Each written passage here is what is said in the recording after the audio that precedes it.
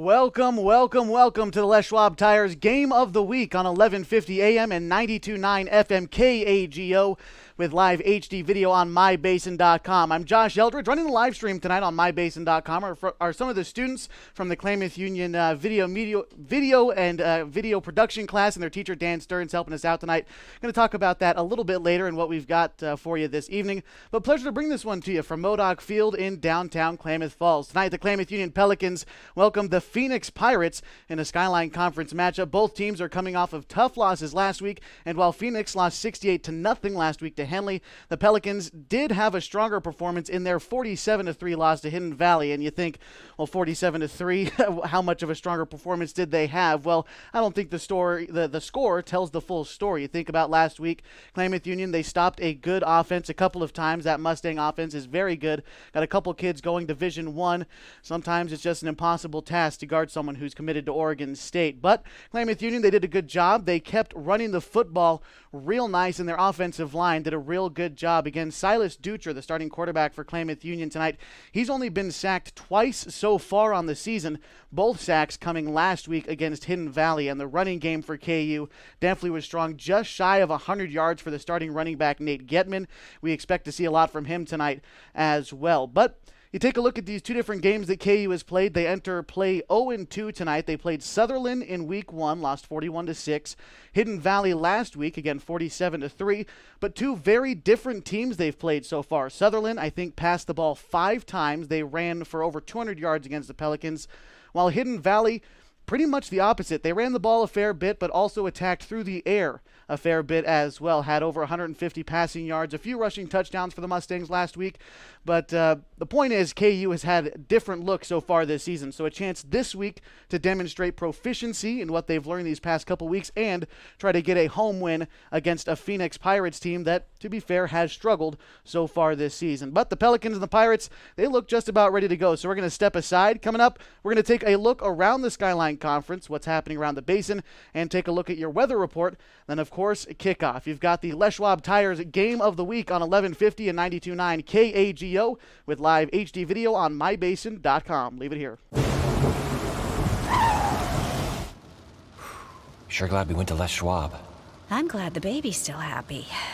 Well, I'm just glad that along with tires, Les Schwab also does brakes, alignment, and a bunch of other safety services. I mean, if we'd gone to a cheap tire store instead, I'd be a doggone wreck. My thoughts exactly. Thanks, kiddo. Give everyone peace of mind on the road. Swing by or book online. Les Schwab Tires, doing the right thing since 1952. If you're trying to lose some weight and get in shape, Harbor Isles Tennis and Fitness Club is the best place to do it. Harbor has state-of-the-art equipment, plus certified personal trainers to help you achieve your goals safely and quickly. They also have indoor tennis and pickleball courts, and tons of group exercise classes to help you have fun while you get in shape. When you're done with your workout, stop by their smoothie bar to get a nutritious boost. See and feel the difference at Harbor Isles Tennis and Fitness Club. It's the place to be. It's tax time, and Lithia Chrysler Jeep Dodge Ram of Klamath Falls will help you make the most of your refund. Double down! Bring us your tax refund, and we'll double it to use towards your down payment on your new vehicle purchase. And right now, choose from more new trucks and SUVs than ever, and available 0% APR financing for up to 72 months. If you live here, you get it! Double your down payment during Ram Truck Month, only at Lithia Chrysler Jeep Dodge Ram of Klamath Falls. The innocence of youth. Is there anything any better? But soon they'll be in high school and facing all the same challenges you faced. How to make friends, how to fit in, how to be cool. We want our children to have everything they'll need to live fulfilling and productive lives. Make sure the kids in your family are among the more than 120,000 participants here in Oregon who take part in high school sports or activities.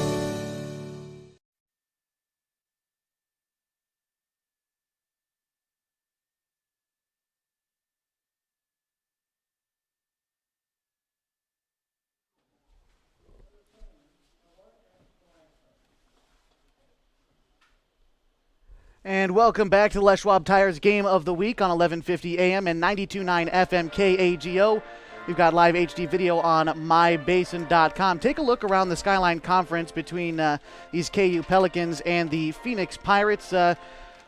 Both teams towards the bottom of the Skyline Conference after a couple of tough losses to start their season. But look at the top. You see a Basin team in Mazama. They are 2-0 overall, 1-0 in league play so far. Have yet to be scored on this season. Have the Mazama Vikings 98-0. They've outscored their opponents in 2 games. Hidden Valley not far behind them. They are 2-0 overall, 2-0 in league play. They've played Phoenix and Klamath Union. They've outscored their opponents 94-3. All their points that have been scored against them came last week when the Pelicans matched up with the Mustangs. Behind them is Henley. They are 1-1 overall and 1-1 in league play. They lost to Mazama in week 1 and beat Phoenix, the opponent tonight, 68-0 last week. Henley has outscored their opponents in 2 weeks 68-35. And then we have our Klamath Union Pelicans, 0-2 overall in the season, 0-1 in league play. They have scored 9 points and have given up 88 points in a pair of games, but looking to turn things around tonight against the Phoenix Pirates, who are also 0-2, 0-1 in league play. They have not scored a point yet on the season, and they have given up 115 points to their opponents so far. And then at the bottom of the list, you see North Valley, who has yet to play a game so far this season. They were shut down in weeks 1 and 2 due to safety protocols during COVID. So the North Valley Knights looking to play their first game tomorrow against the Henley Hornets. That is the other Skyline game going on tomorrow. As a matter of fact, both games in the conference being played tomorrow. Henley is playing North Valley at 4. We're also going to have live HD video of that one on mybasin.com for you. And then Mazama Vikings, they were originally scheduled to play Hidden Valley this week and then having to cancel on the Mustangs due to COVID precautions within the Hidden Valley program. Mazama picked up Banks to play tomorrow in Cottage Grove at 3 o'clock. So the Vikings are able to play a game. Take a look around what else is going on in Klamath Falls. So Santa Triad beat Bonanza last night 16-8. Lost River is playing Henley's junior varsity squad tonight, and Chiloquin is playing Lost River's JV squad tonight. Take a look at what else is happening around the Basin. Oregon Tech men and women's basketball finished up their first game of the season today. The women beat Bushnell 84-74, and the men won 85-82. As a matter of fact, the women were picked to finish third in the Cascade Collegiate Conference, while the men were favorites heading into league play, which started today. The Owls are back at it again tomorrow, starting at noon. Softball is going to be playing Corbin University, and baseball is hosting Eastern. That's what's going on for Oregon Tech. And then around the campus at Klamath Union, boys and girls soccer are playing Mazama on Monday. Volleyball hosts Henley on Wednesday. And then a week from tonight, the Hornets visit Modoc Field. Henley High School playing a bit of football under the Friday Night Lights a week from tonight.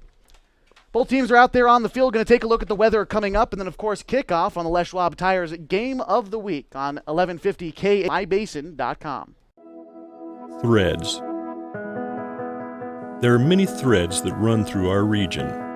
There are churches and schools and Little League teams that bring us together and bind us into communities. There are roads and cars. There are houses and jobs and businesses, all woven together to make the fabric of our communities. There are financial threads that are part of that tapestry as well. For over 80 years, it's been our pleasure to be headquartered here, providing financial services to generations of our friends and neighbors.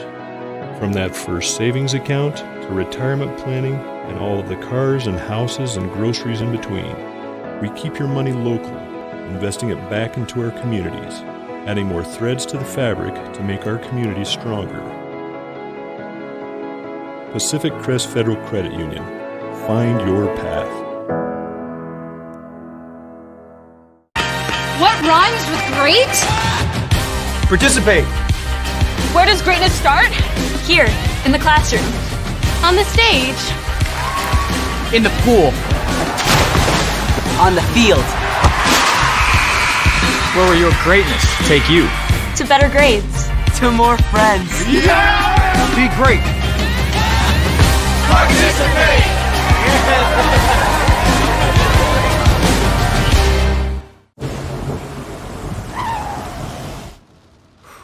Sure glad we went to Les Schwab. I'm glad the baby's still happy. Well, I'm just glad that along with tires, Les Schwab also does brakes, alignment, and a bunch of other safety services. I mean, if we'd gone to a cheap tire store instead, I'd be a doggone wreck. My thoughts exactly. Thanks, kiddo. Give everyone peace of mind on the road. Swing by or book online. Les Schwab Tires, doing the right thing since 1952.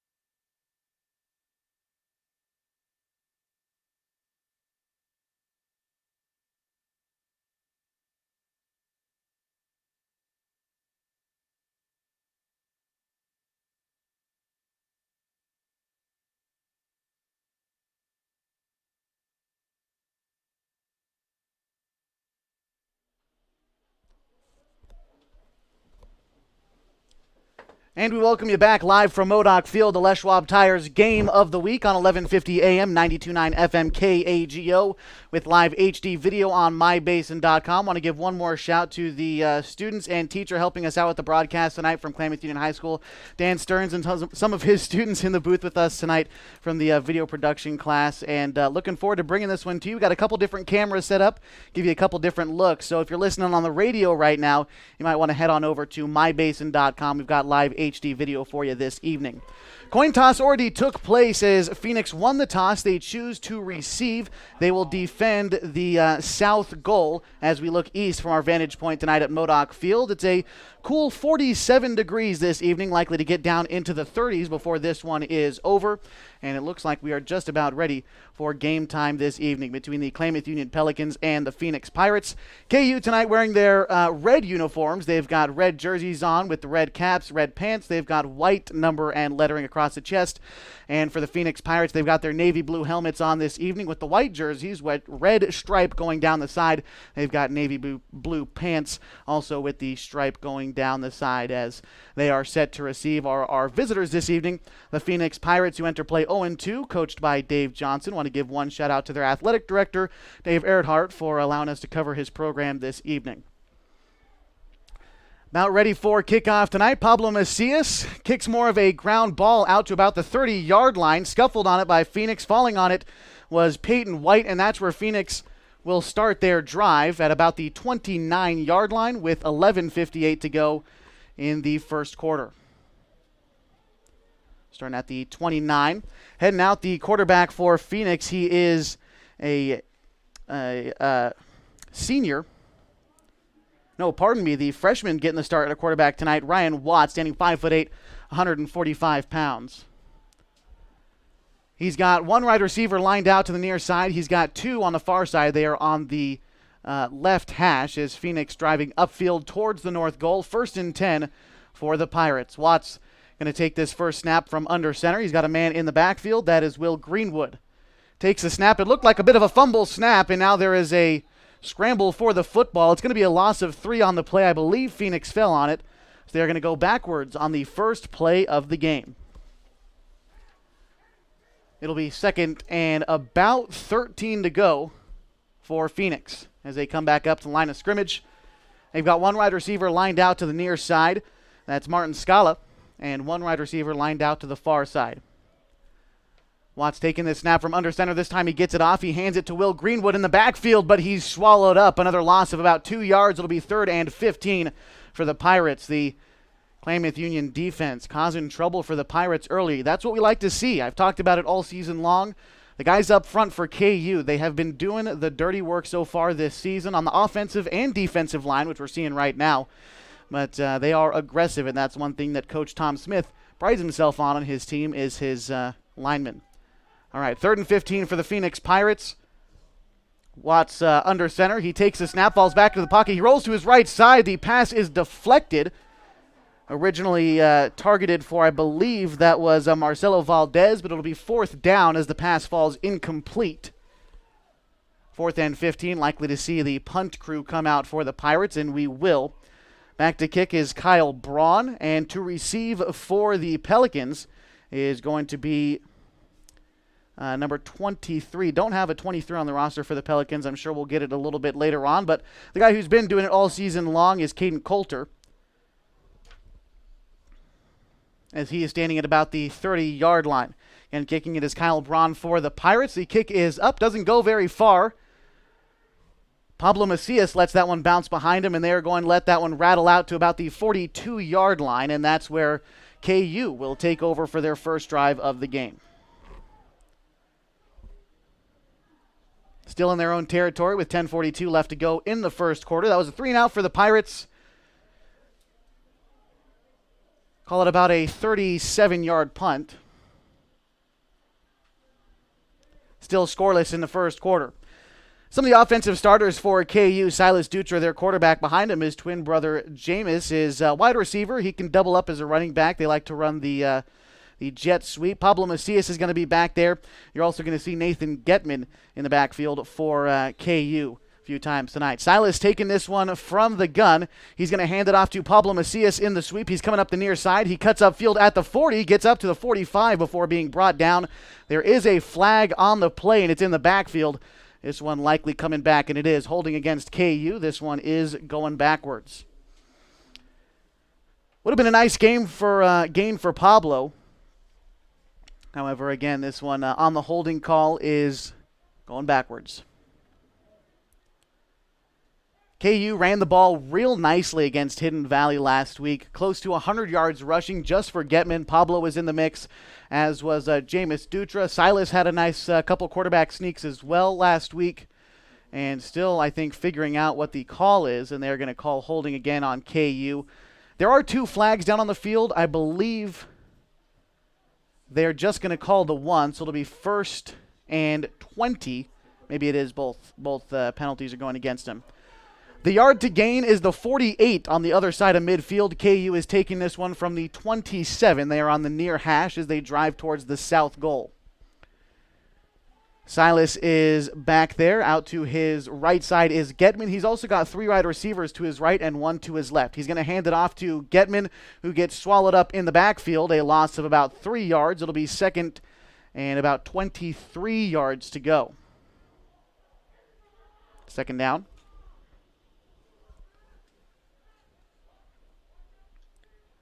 The key for Klamath Union, again, just like it was against Hidden Valley, I hit on it just a few times, is their offensive linemen able to get up there. If they can block that, if they can get to the second block this evening, they're going to be able to run all over the Phoenix Pirates. It's just a matter of being able to get up to that second level block. That's the linemen, the safeties, the cornerbacks, things like that. And the KU line does a great job of it.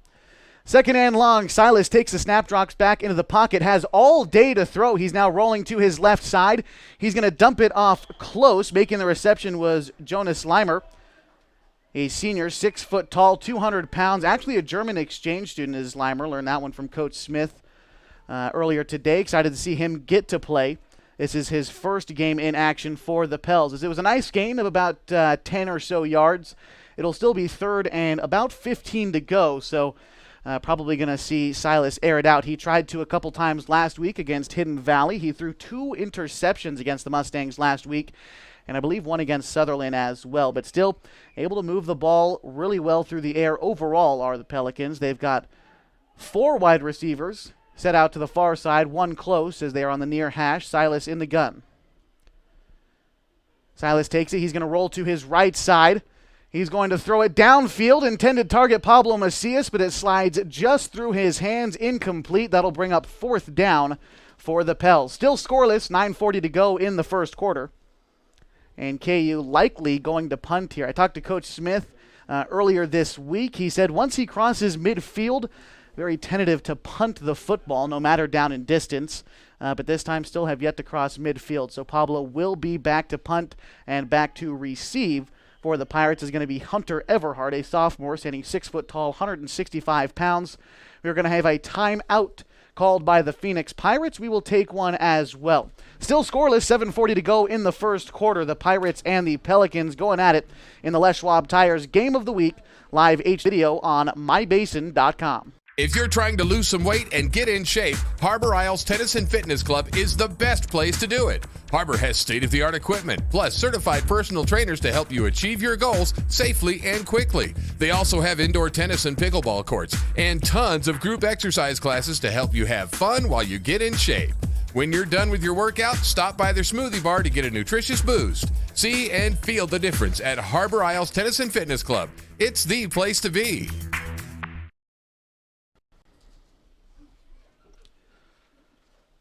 Welcome back to the Les Schwab Tires Game of the Week on mybasin.com. Radio coverage on 1150 AM, 92.9 FM KAGO.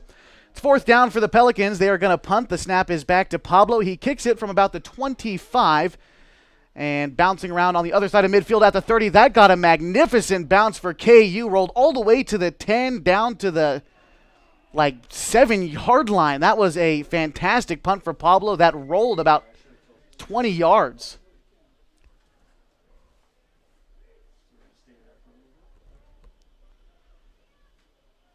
That's almost a 65-yard punt for Pablo, and that will make the Phoenix Pirates take over from the, I believe they're marking it at the 11-yard line in their own territory. With 9:28 to go, still scoreless in the first quarter. Phoenix offense back out on the field for the second time tonight. Last time was a 3-and-out, resulting in a punt. Both teams have yet to record a first down. Now 1st and 10 from the 11 for Phoenix. Takes the snap, a bit of a toss out to Greenwood. He's now running up the far side. Cuts upfield, maybe a gain of 5 on the play. He gets up to the 11-yard line. Pardon me, the ball was snapped from the 6. He's now gotten it up to 11, a gain of 5. My apologies there as Phoenix drives from right to left across your screen. And you can see there on our video stream this evening the multi-camera setup we got going on. Appreciate you being with us on a video stream. 8:56 to go in the first quarter. Scoreless, 2nd and 5 for Phoenix. This ball snapped, handed off to Greenwood again. He tries to truck forward, maybe a gain of 1 on the play. It'll be 3rd down and 4 to go for the Pirates, looking to get their first down of the evening.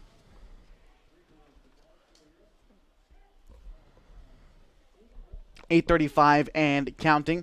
KU's defense, they stopped Hidden Valley a couple times last week, and that was a tough task. They did well against Sutherland in the first couple of drives, too. KU's first quarter defense has done a very good job. I think the issue for them this season has been sustaining that effort over 4 quarters of play, hoping to put it all together this evening.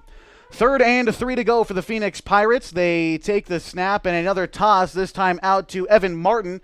He cuts upfield, breaks a tackle. I think he's just short of the first down. He got up to the 15, and the yard to gain was the 16. So he is just short. It'll bring up 4th down for the Pirates. They are now 0 for 2 on 3rd down conversions tonight, and it looks like they're going to leave the offense back out there.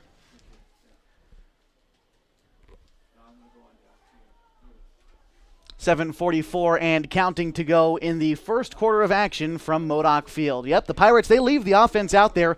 It is 4th and 1 to go. The yard to gain is the 16-yard line, still in their own territory. Taking the snap was Watts. He hands it off in the backfield and swallowed up. Maybe a gain of 1. It looks like he got the first down for the Pirates. And I believe carrying that one was Evan Martin.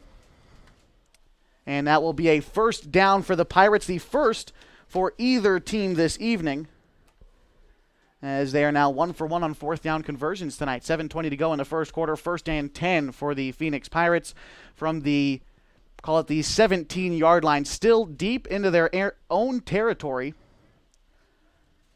And the Pirates have a lot of field to go. Although the Pelicans, again, their first quarter defense is what they want to sustain for the game, though last week had Hidden Valley in positions a lot like this, hoping that they were able to get some film work in practice and work on what they needed to, and hoping that they can hold the Pirates down. A flag looks like potentially delay of game. So Pirates were in the huddle for quite a long time there. And awaiting our signal from the Whitecap tonight. And it will be a delay game against the Pirates. They are moving backwards. It'll now be 1st and 15 They are now taking it from about the 13-yard line. The yard to gain is the 28. Still on their side of midfield. 6:44 to go in the first quarter. Scoreless tie so far from Klamath Falls. Ryan Watts takes the snap and hands it off. I believe he is taken down in the backfield. Another big loss on the play for Phoenix, and that'll be second and very long. This is the 6th play of the drive coming up. That was a loss of about 8 yards on the play for Phoenix. It's now second and about 25 yards to go. Phoenix snapping it from the 5-yard line, still deep into their own territory. This is where they started this drive just 3 short minutes ago. It looks like a pass play, maybe a screen pass that was intended to Marcelo Valadez on the far side of the field, falling incomplete. It'll now be 3rd down for the Pirates. They are 0 for 2 on 3rd down conversions tonight. Looking to try their luck on a 3rd go of it. They are 22 yards away from the 1st down marker officially. The Pelican defense has done a good job of pushing Phoenix back, although the delay of game penalty definitely helped the Pels. 5:54 left to go in the first quarter. We've got a scoreless tie. The Pirates looking to convert on 3rd and 22. Watts under center. Takes the snap. It's a handoff, trying to trudge up the middle, and got nowhere was Jeremiah Anderson, a senior standing 5'8" for the Pirates. May have lost a yard, and this will warrant a punt for the Pirates. They went for it on 4th down earlier in this drive. They were able to convert, but now deep into their own territory, they elect to punt the football on 4th and 24. Back to punt for the Pirates is Kyle Braun. Braun takes the snap, almost under the goalpost. He gets the kick out. Pablo Macias going to let it bounce behind him. It goes through his legs and will roll out to about the 49-yard line on the other side of midfield. That's where KU takes over. Quite good field position, might I add, with 5:07 left to go in the first quarter.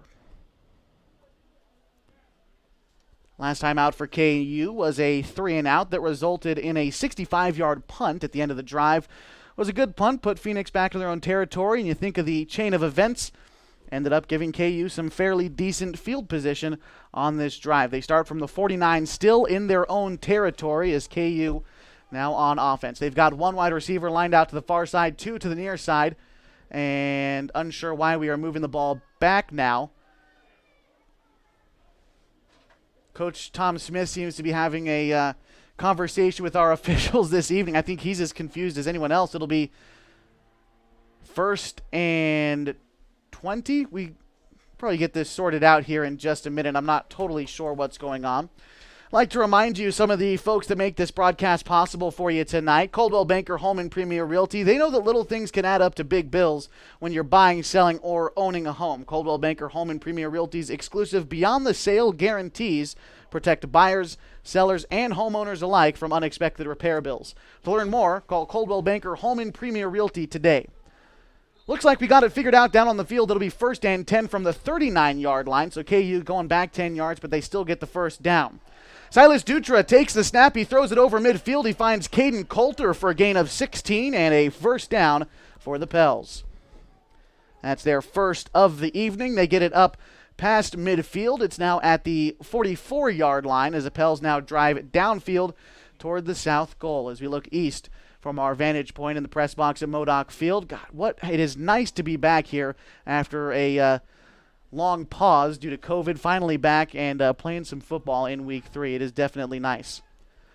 Silas back in the gun. There is a flag down before the play.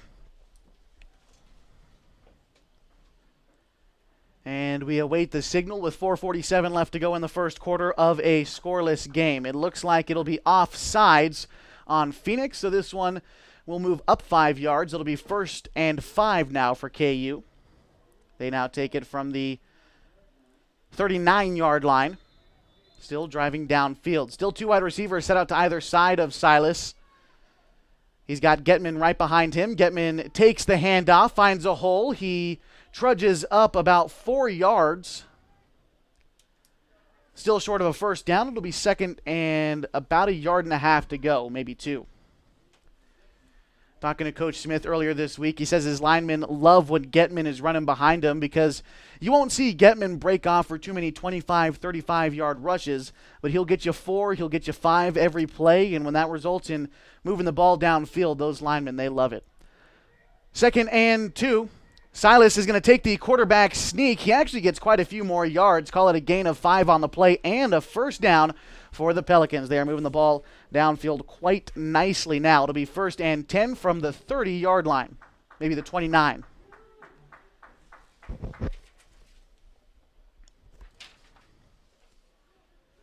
Two wide receivers set out to the near side of Silas. Two on the far side. Out there is Jameis Dutra and Pablo Macias set up close as Caden Coulter. Silas takes a snap, falls back into the pocket. He airs it out going downfield. It is caught and a touchdown for the Pelicans. On the reception was Jameis Dutra with 3:38 remaining in the first quarter. But a flag is down. This one is coming back. It's holding against KU. And this is coming back. Touchdown is taken away. Unfortunate there for the KU. That was a great catch and throw from Silas and a great play by Coulter to get open. But this one is coming back. The holding play brings him back 10 yards. They believe they're going to keep him on second down here.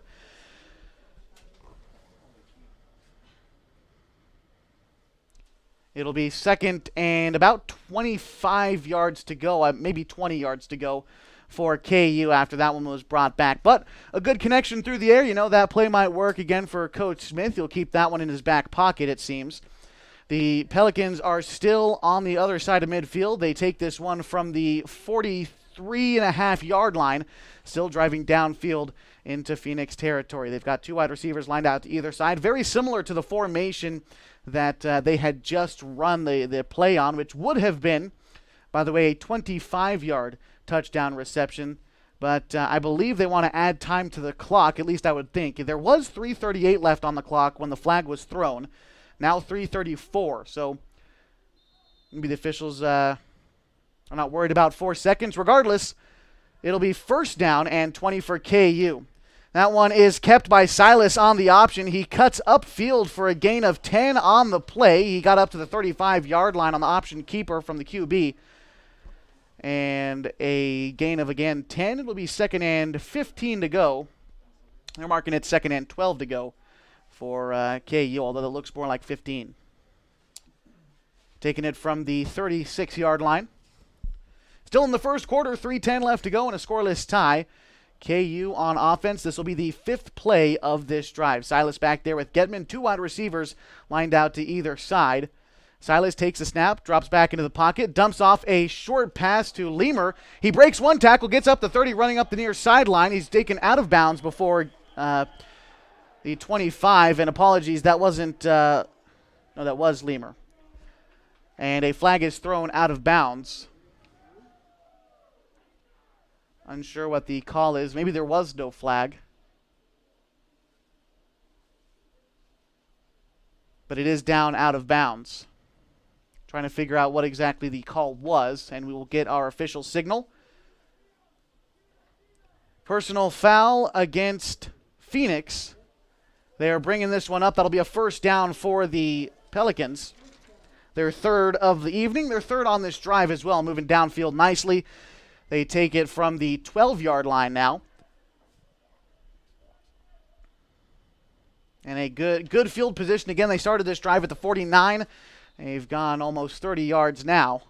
Probably over 30 yards. It'll be first and 10 from, the 14-yard line. Silas, play action pass. He's going for the end zone. The pass is caught by Pablo Macias, but there is another flag down in backfield.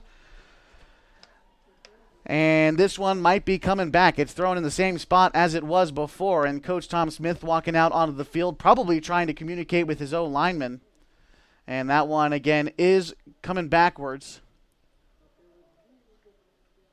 Illegal man downfield is the call for KU. You don't see that one very often. So it is coming back. 2:48 left to go in the first quarter.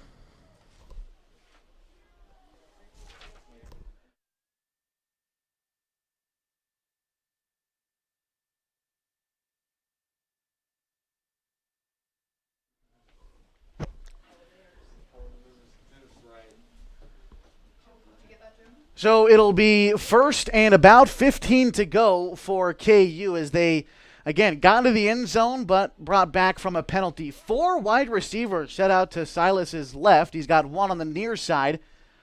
That's his brother Jameis is on the near side. A few guys in the slot on his left. He's going to take the snap, run to his left side. He's going to dump off the pass that falls incomplete. The intended target was Zumwalt, a sophomore standing 5'10". Again, incomplete pass. It'll be second and 15. This drive for KU started with 5:07 left to go in the first quarter. It's taken up about 2.5 minutes of game time, but what seems to be probably closer to 10 minutes of real time because of plays that keep going back. Penalties against KU, penalties against Phoenix. We've had a couple touchdowns called back on this drive. And now KU will try and do it again. In the backfield with him is Lincoln Peterson. It'll be second and 15 to go.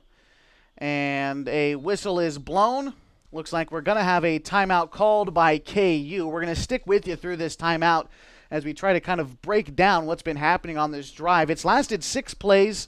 And again, about 2.5 minutes of game time, but what seems closer to 10 minutes of real time because of penalties. There's been 2 against Phoenix. There's been 3 against KU. 2 of them had touchdowns called back. They were both great receptions, once to Caden Coulter, once to Pablo Macias. But again, now Coach Smith calling a timeout, hopefully to try to get it straightened away. When you have touchdowns called back like this, it definitely frustrates you as a head coach. But again, tonight is the night for KU to put it all together. They faced 2 very tough opponents in the first 2 weeks of the season, and now against a team like Phoenix, who is about middle of the way in the Skyline Conference, they are winless as well. Your chance to really, again, demonstrate proficiency against this Pirates team. They head back out onto the field with 2:44 left to go in the first quarter. It is second and 15. KU has been driving the ball nicely. 1 wide receiver lined out to the left side of Silas. 3 to the near side. It's Pablo, Jameis, and Jonas. Handed off to Peterson. I believe Silas kept it on the keeper. Both men run upfield. Call it a gain of about 4. It'll be third and 11 for KU. They are at the 16-yard line. The yard to gain is the 9. Pardon me, they're at the the 16-yard line. The yard to gain is the 4 on the other side of midfield. Apologies there. 2:22 and counting. Scoreless tie here in the first quarter in Klamath Falls.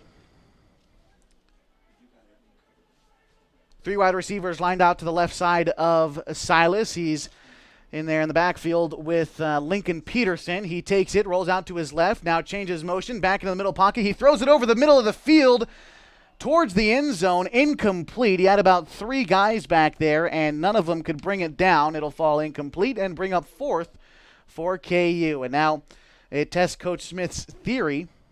He said if he's on the other side of the 50, he doesn't want to punt it.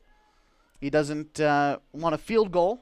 So we'll see if he decides to keep his offense out there in a 4th and long situation. Personally, I'd take the 3 points at the end of the first quarter. There's $1:59 remaining.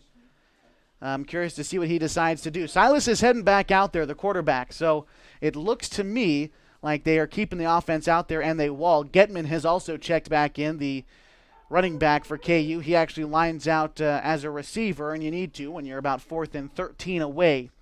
Caden Coulter is lined out to the near side.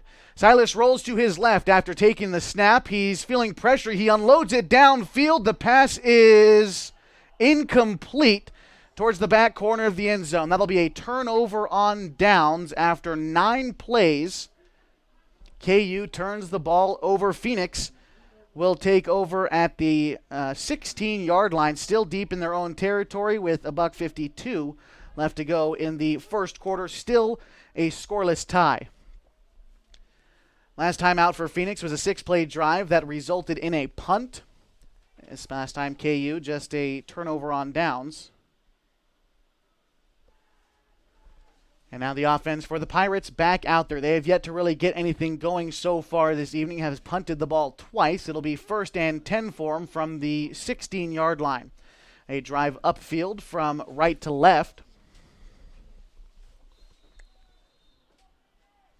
And under center for them is Ryan Watts, the freshman starting quarterback, 5'8", 145 pounds. He's got a man in the backfield and decides to hand it off to Greenwood.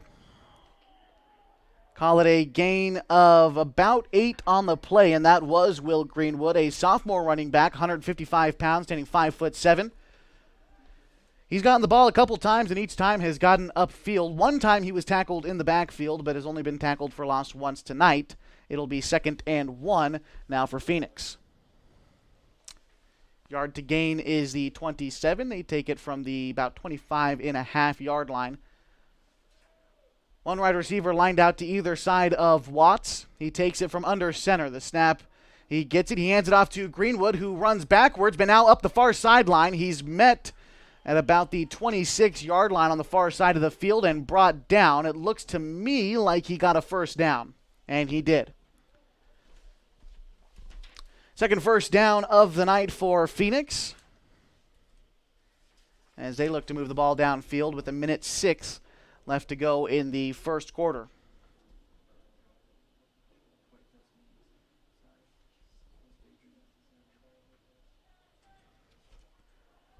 Under a minute now as the clock resumes. 1st and 10 from the 28-yard line. That's where Phoenix has got it, still in their own territory, driving upfield. Watts takes a snap from under center, hands it off to Greenwood again. He breaks loose. He's up past the 45, now getting past midfield. He's brought down at the 49-yard line on the other side of midfield. We'll see if they mark him down at the 50. His knee might have touched the ground a little bit before that. But a big gain of about 24 yards on that play results in a Phoenix first down. They mark it at midfield. 3rd first down of the night for the Pirates. It's now driving downfield towards the north goal. This is the Pirates' best field position all night. 1st and 10, Watts under center. Takes the snap, hands it off to Greenwood again, finds himself a hole. He plunges through for a gain of 4 yards. He was brought backwards, but they're going to give him forward momentum. A gain of, again, 4. And 16 seconds and counting left to go in the first quarter.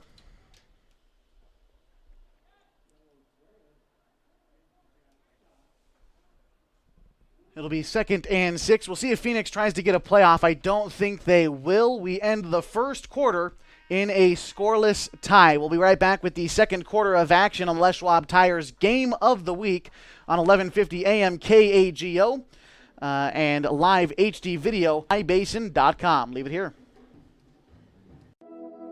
Threads.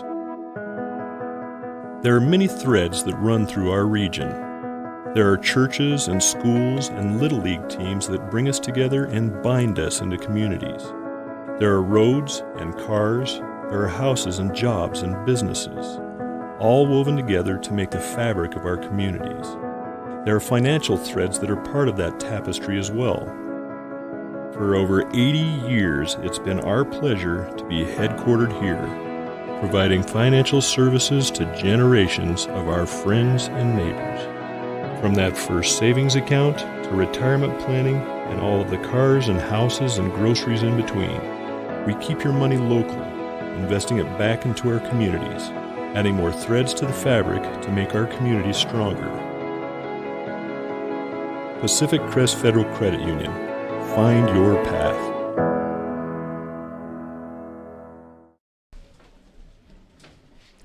And we welcome you back to the Les Schwab Tires Game of the Week with live HD video on mybasin.com. On air on 1150 AM 92.9 FM KAGO. Scoreless tie after one quarter between the Phoenix Pirates and the hometown KLAMATH Union Pelicans. As we get ready for the second quarter tonight, Phoenix, they start with the football. They take it. It'll be 2nd and about 6 to go in KU territory from the 46-yard line.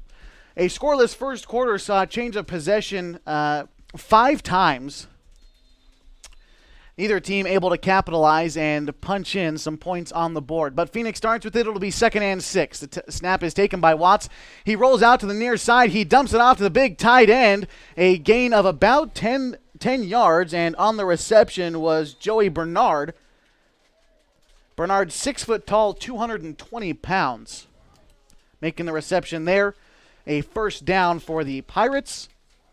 Their 4th of the evening. And are they giving it to him? And yes, they are.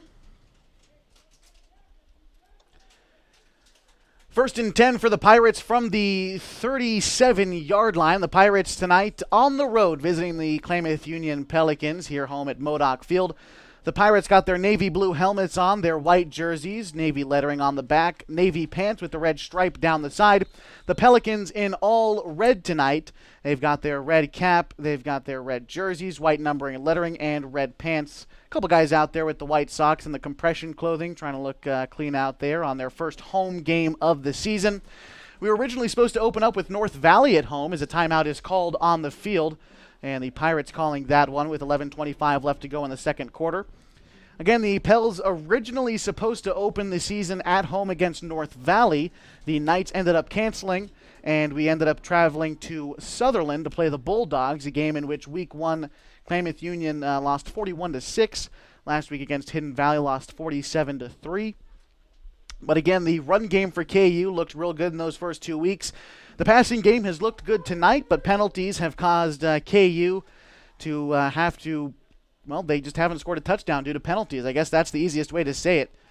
And now both teams back out onto the field as KU looks to tighten things up in the final 3 quarters of play. It'll be 1st and 10 from about the 38-yard line. A pitch out to, I believe that was Greenwell. He breaks one tackle. He's up to the 25, brought down before reaching the 20. And that was, a matter of fact, Alexis Manzano for Phoenix. A gain of about 15 yards and another first down for the Pirates. He was able to find himself a hole. Got up there. That's the 5th first down of the night for Phoenix. 1st and 10 for the Pirates from the 22-yard line. We are in the second quarter of a scoreless tie. 11:07 left to go in the second quarter. Under center for Phoenix is their freshman starting quarterback, Ryan Watts. Watts takes the snap. He's going to roll out to his left side. He feels pressure early and unable to be caught up to. He scrambles. He gets the first down and then some. A gain of about 13 yards. He felt the pressure. He scrambled and was able to get up about a 12-yard gain on the plays. He ran up the far sideline. It'll be 1st and goal for the Pirates. That was their 6th first down of the night. And again, 1st and goal. They'll take it from the 9-yard line. 10:44 remaining in the second quarter of a scoreless ball game.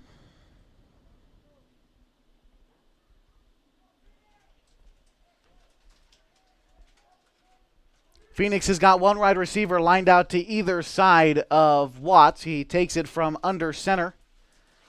And that one handed off to the big fullback. That was Joey Bernard. He gets a gain of about 2 on the play. Got up to about the 6-yard line. 9th play of the drive for Phoenix coming up. They took over with 1:52 left to go in the first. There's now 10:09 left to go in the second. Again, still scoreless. The Pirates and the Pelicans tonight on 11:50 a.m., 92.9 FM KAGO. You got live HD video on mybasin.com. The Pirates are ready to go. One wide receiver lined out to either side. The man on the right is lined way out there, probably a good 15 yards away from his team. The handoff is coming, but forced to go backwards and broke one tackle. Cut up field did Greenwood. A gain of maybe 1 on the play after breaking a tackle. Will Greenwood has done a lot of good work for the Pirates tonight. And only a sophomore at that as he trots off the field. 3rd and goal for the Pirates. They take it from the 5. That's where they start looking for a goal line stand for the Klamath Union Pelicans. Their defense has not allowed Phoenix to get very far tonight. Their last 3 drives, as a matter of fact. Last 2 drives for Phoenix resulting in punts. This time they've been able to drive downfield real nice. already going about 90 yards. 3rd and long, and a whistle is blown before the play can begin. And we'll see what the official call is. Another delay of game against Phoenix, and again, they did take quite a long time. So it'll be 3rd and goal from the 10-yard line as they move back 5 yards. This puts Phoenix in a bit of a predicament. We'll see if they decide to change the play call, maybe go from, instead of a running play, see if they decide to air it out, what the Klamath Union defensive backs, let them get some work in. I see Pablo's out there. Jameis Dutra's out there as well, one of the guys defending for KU. Phoenix decides what play they want to call. Wide receiver lined out far is Martin Scala. Lined up near is Justin Wilcox, and Watts under center. He takes a snap. He's going to roll out to his right side. Feels the pressure, and it's swatted away. In on the play, I believe that was Dawson Smith, the senior, standing 6'2", 280 pounds. Dawson Smith swatting that one away. A great play for him. One of the senior leaders of the guys up front for KU. And that will bring up 4th down for the Pirates. We'll see if they elect to kick a field goal here. KU was in a very similar position, and they elected to go for it when they were here. But it looks like Phoenix is going to elect to kick a field goal. Martin Scala will hold it still for Kyle Braun, as Braun will be the one kicking the field goal with 8:41 left to go in the second quarter, as you see him there on your screen.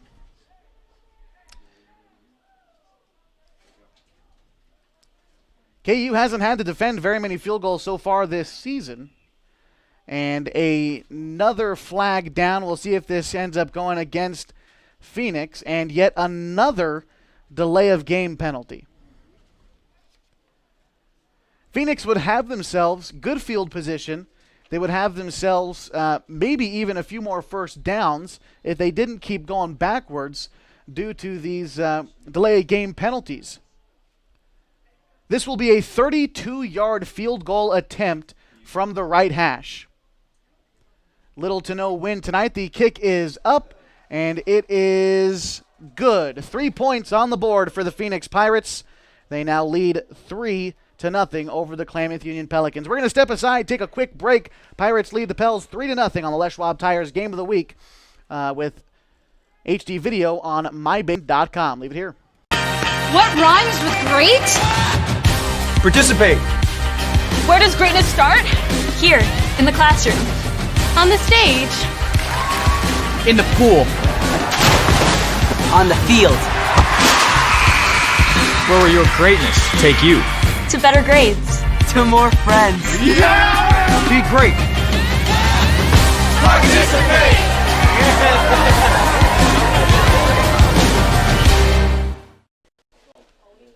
And we welcome you back to the Les Schwab Tires Game of the Week on 1150 AM and 92.9 FM KAGO. We've got live HD video for you on mybasin.com. The Phoenix Pirates punching in 3 points their last trip down the field. A 32-yard field goal is what capped off about a 90-yard drive lasting about 4.5 minutes. And the Pirates lead us tonight 3-0. KU looking to get the ball back. They drove the ball downfield real nicely on their last drive. They threw 2 passes that were caught into the end zone but ended up being called back due to various penalties. Looking to get some of that action again. The kick is up, and it's fielded at about the 23-yard line by Dutra. He gets up past the 30 before being brought down at the 32-yard line. Call it about a 15-yard, 17-yard return for him. And KU will take over from the 33.5-yard line. They take over with 8:25 left to go in this first half. Coming up at halftime, we'll break down the stats as we have them for you, give you the tail of the tape, so to speak, look around the area and tell you what's coming up next for the KU Pelicans. But, of course, a good 8.5 minutes of football left to be played. 1st and 10 for the Pels. They take it from the 32-yard line, 33-yard line.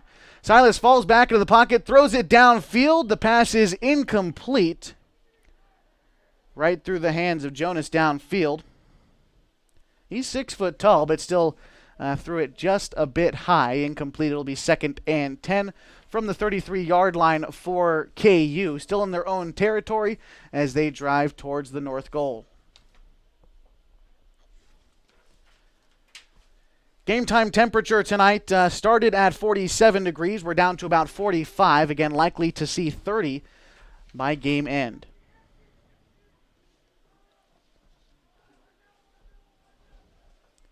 Second and 10 for KU. This ball kept by Silas on the option keeper. He cuts upfield, took a big hit, and a gain of 9 on the play.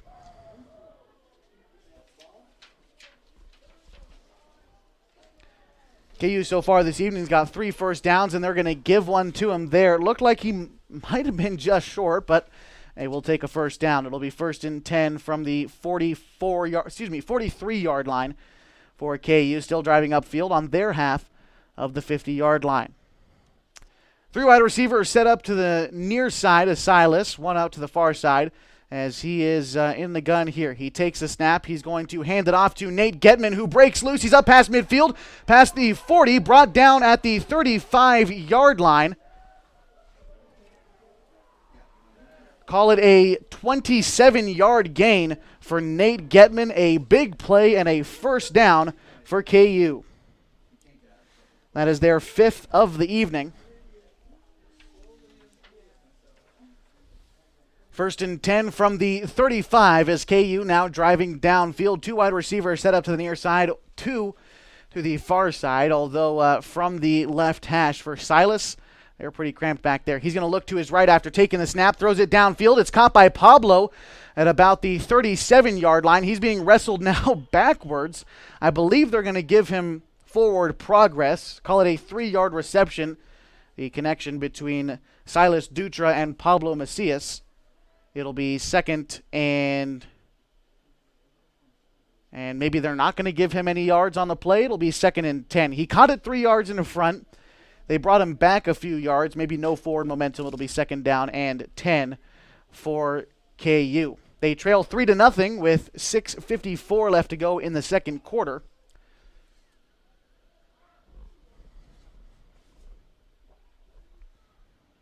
And curious is, oh, pardon me, the clock's still running because it was a complete pass. 6:40 left to go in the second quarter.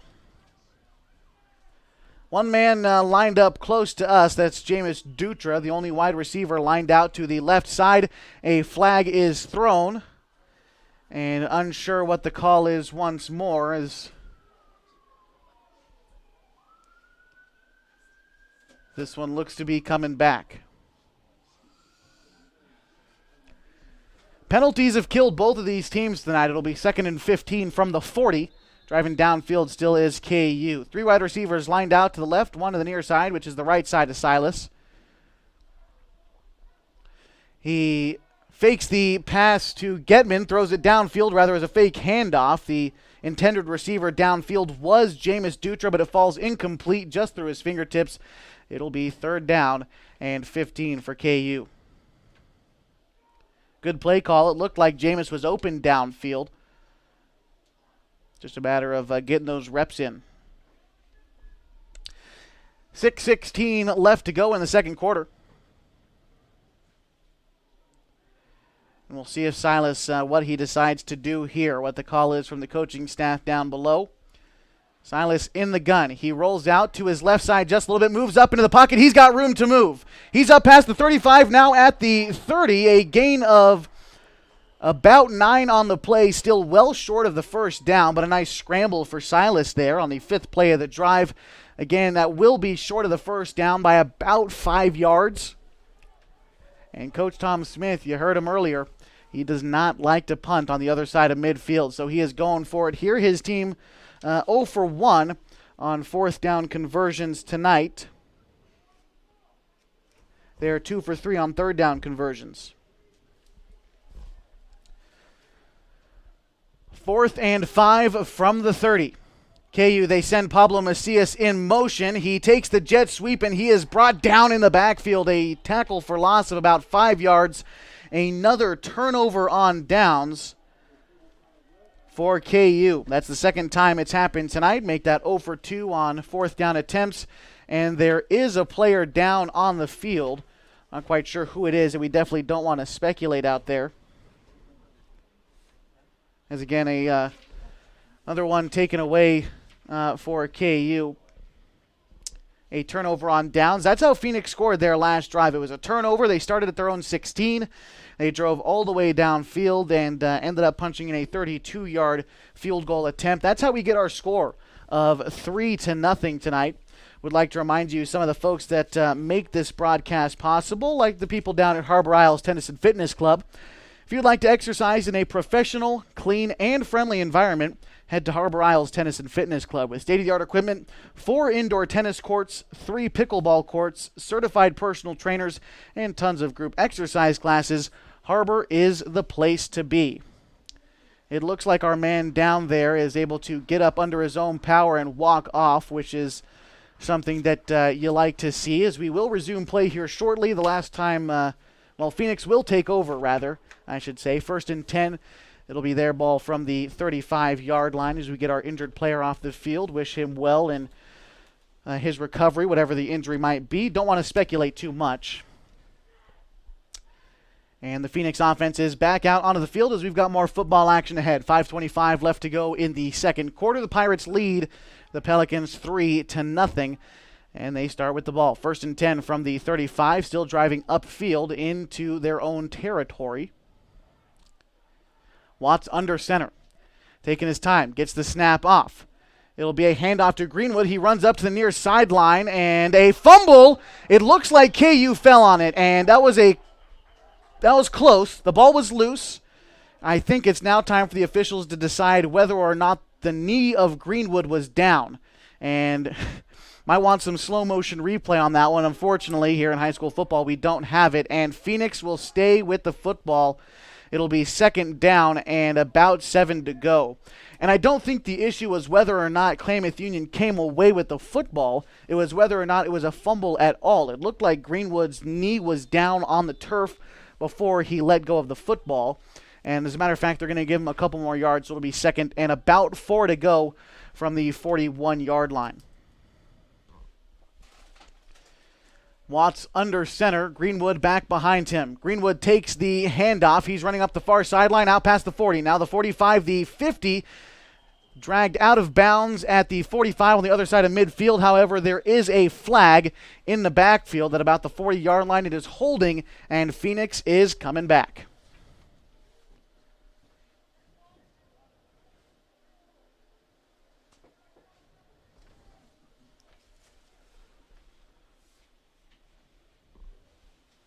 And it looks like the call is holding. They were originally at 2nd and 4, and this will push them back. I believe they're going to keep it on 2nd down for the Pirates. And it will now be 2nd and about 15 to go. Maybe 14. And again, penalties for both teams. It is killing them so far. It's really been the story of the half. Both teams have been called back quite a few times when they break off big plays. But Phoenix, they're trying again. It's 2nd and 15. They're taking it from the 30. The yard to gain is the 45-yard line. And now we are finally ready to go. Watts under center for the Pirates. Handoff Grieven to Greenwood. He doesn't get anywhere before he's taken down at the original line of scrimmage. It'll be 3rd down and 15 for the Pirates. This will be the 8th play of the drive coming up. The 4th play of the drive coming up.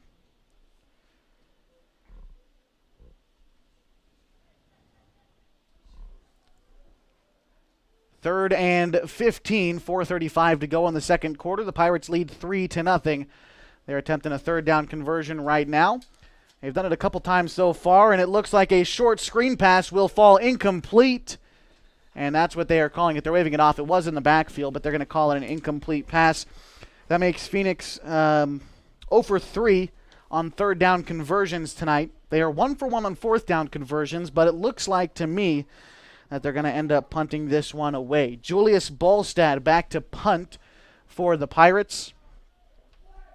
Pablo Macias back there to receive for KU. This punt is going to be kicked from the 20-yard line into Phoenix territory as KU, they got quite a bit of time left to try to punch the ball in before halftime, but a flag is down before we could get the play off. And as we await our signal, it's going against Phoenix, so they will move backwards. 4th and very long. Now this one being kicked from about the 15-yard line. So they move back 5 yards. Ballstad takes it, kicks it way downfield. That was a nice kick. It's fielded at the 30-yard line. Taken up past the 35, now the 40. On the far side of the field, up past the 45, the 50 before being brought down on the other side of midfield. See if they give him forward progress. It looks like they will at the 49-yard line. That's where KU will start this drive. And with 4 minutes even left to go in the second quarter, 3-0 the score. The Pirates lead, but KU a chance again to answer back. They've got 4 minutes 8 seconds rather left to go in this half, and they're on the other side of midfield. A chance for them to try to get some redemption from that last drive. A drive in which they got into the end zone a couple times only for it to be called back. The snap taken at the 50, handed off to Getman. He is tackled for a loss of 1. They're going to mark this one down at midfield. It'll be 2nd and 11 for the Pels.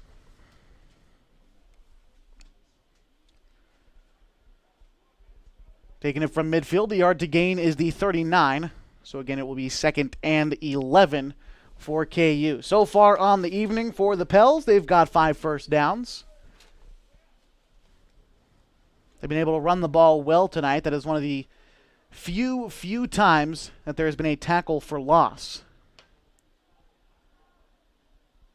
Silas, no running backs there back with them, but he sends a man in motion. He's going to roll out to his side, and he's going to keep it all the way. He's up past midfield. He gets some blockers. He's brought down at the 40 on the other side of midfield. A gain of 10 on the play, but still looks to me like a yard short of the first down. A nice keeper there by Silas. He's been pretty savvy at those all season long. Puts his team in good position to try to convert on 3rd down. Again, KU tonight has... they are 2 for 3 on 3rd down conversions. Under 3 minutes to go now in the second quarter. Silas back there with Getman. Snap taken, handed off to Getman. He is brought down in the backfield. A loss of about 2 yards. It'll be 4th and 4 to go for KU as Getman having trouble getting started there. Timing might have been just a little bit off. And a tackle for loss for Phoenix.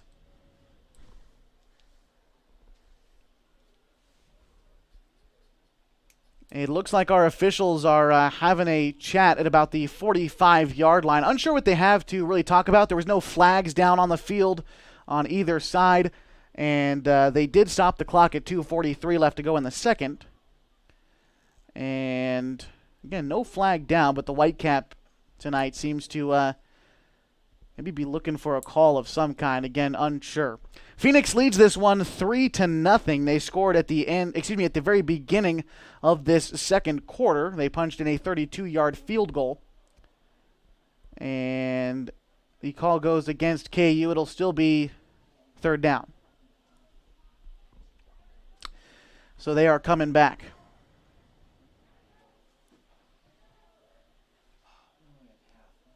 No, pardon me. No, they're not. I looked like they were. Oh, pardon me. They did come back 5 yards. It'll be 3rd down and 7. So 3rd and 7 from the 45-yard line. The Pels drive downfield to the north goal. Silas takes a snap, has time to throw in the pocket, throws it across midfield. The pass is caught past the 35. Call it the 33-yard line. On the catch there, I believe that was Caden Coulter. And it was. That'll be a 1st down for the Pels. Another 3rd down conversion for KU tonight, and another 1st down. That's their 6th first down of the evening. 1st and 10 from the 35-yard line, as I guess that extra yardage was him rolling. They'll take it 1st and 10 from the 35. Silas, he rolls out to his right side, and dumps it off close to Pablo Macias, who, as a matter of fact, gains 6 yards before running out of bounds.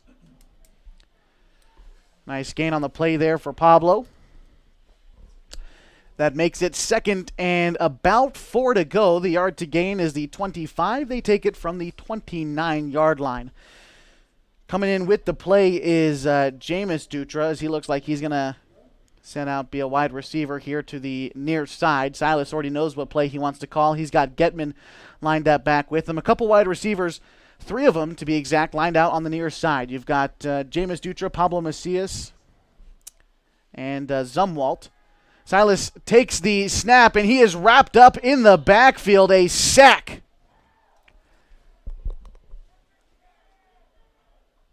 Silas wrapped up, brought down, a loss of about 5 yards on the play. It'll be 3rd and 9 as KU is about to run their 6th play of this drive. It's lasted about 2 minutes, 15 seconds of game time. Looking to try to get something going here. They've put themselves in good field position to try to at least even up this game, but still only 3rd down and 9 to go. 2 wide receivers lined out to either side of Silas Dutra. He's got Getman off to his right side. He takes a snap, looks off to his left. The pass is caught for a gain of 1 on the play, but swallowed up immediately. It'll be 4th down and about 7 to go. Maybe 8. Call it 4th and 8, and it looks like they are keeping the offense out there for KU. They've tried this a few times tonight. So far, they are 0 for 2 on 4th down conversions. This time, they're one of their longer attempts yet. 4th and 8. The yard to gain is the 25-yard line. 52 seconds left to go in this half. Silas takes the snap, feels a little bit of pressure, unloads one downfield. Pablo Macias is there, but it falls incomplete at the 5. A flag is down where the ball bounced. This could be a pass interference call. We'll see who it goes against, though. And Pablo was shoved, but there was contact on both sides. Usually you don't see these called very much. And we'll see what it ends up being.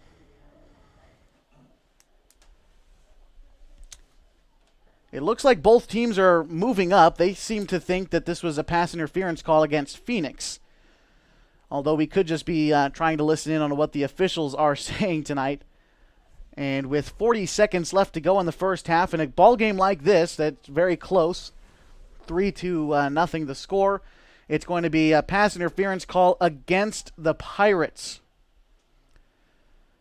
Pablo Macias drawing the penalty there, getting the contact, and his team moving up in the world. They are taking it 1st and 10 from the 19-yard line. I guess that's where they're saying the contact started,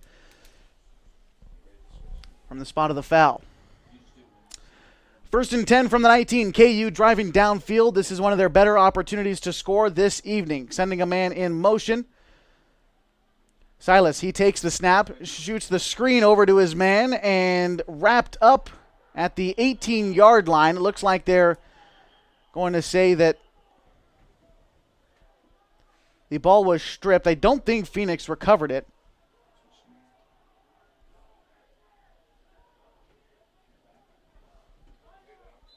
And timeout called by Klamath Union. Looked to be a broken play from the beginning, and there was a dropped ball, but they're saying it's not a fumble. It'll be 2nd and 10 when we come back from this break. We're going to stick with you through this and tell you what you'll find at halftime. Coming up at the halftime show, brought to you by Pacific Crest Federal Credit Union. We'll break down the story of this game so far as we have it, talk about how we got to the score of 3-0. We'll also take a look around the Klamath Basin, what other high schools are playing football under the Friday night lights, and the Saturday afternoon sunshine tomorrow. Henley and Mazama both playing tomorrow. Also take a look at what Oregon Tech did today. Might talk a little bit of March Madness. A busy sports weekend just for Oregon sports fans. And, of course, take a look at what's up next for these Klamath Union Pelicans as they look for their first win on the season. But it has not been easy so far against the Phoenix Pirates. They trail 3-0 with 31 seconds even left to go in this second quarter. Both teams head back out onto the field. It'll be 2nd and 10. 3 wide receivers set out to the right side of Silas. He's got Peterson in the backfield with him, one lined out to his left. Silas takes the snap, drops back into the pocket, throws it over midfield, but it is swatted down. I believe getting a hand on that one was Marcelo Valadez of Phoenix. And that will be 3rd and 10 after the pass falls incomplete from Silas. 26.7 seconds left to go in this first half. KU at this point, of course, you are at 3rd and 10 right now, still a chance to convert, in which KU tonight is 3 for 4 on third down conversion attempts. They've had quite a bit of luck. We'll see what they're able to pull off here. Silas likely to pass, especially with Getman not in the backfield with him. And we are ready to go. Silas takes the snap. He rolls out to his right side. Sees a hole. He's going to take it himself. He gets up past the 15. He spins at the 10. Gets through up at the 5. Breaks 2 tackles and runs himself into the end zone for a Klamath Union touchdown.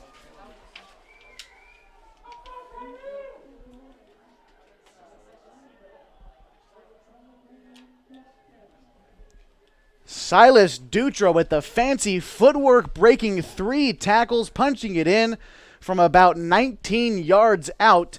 And that's what you get when Silas Dutra hangs on to the football. KU going for an extra point, I believe. That touchdown coming with 15.8 seconds in the second quarter, just in the nick of time for KU.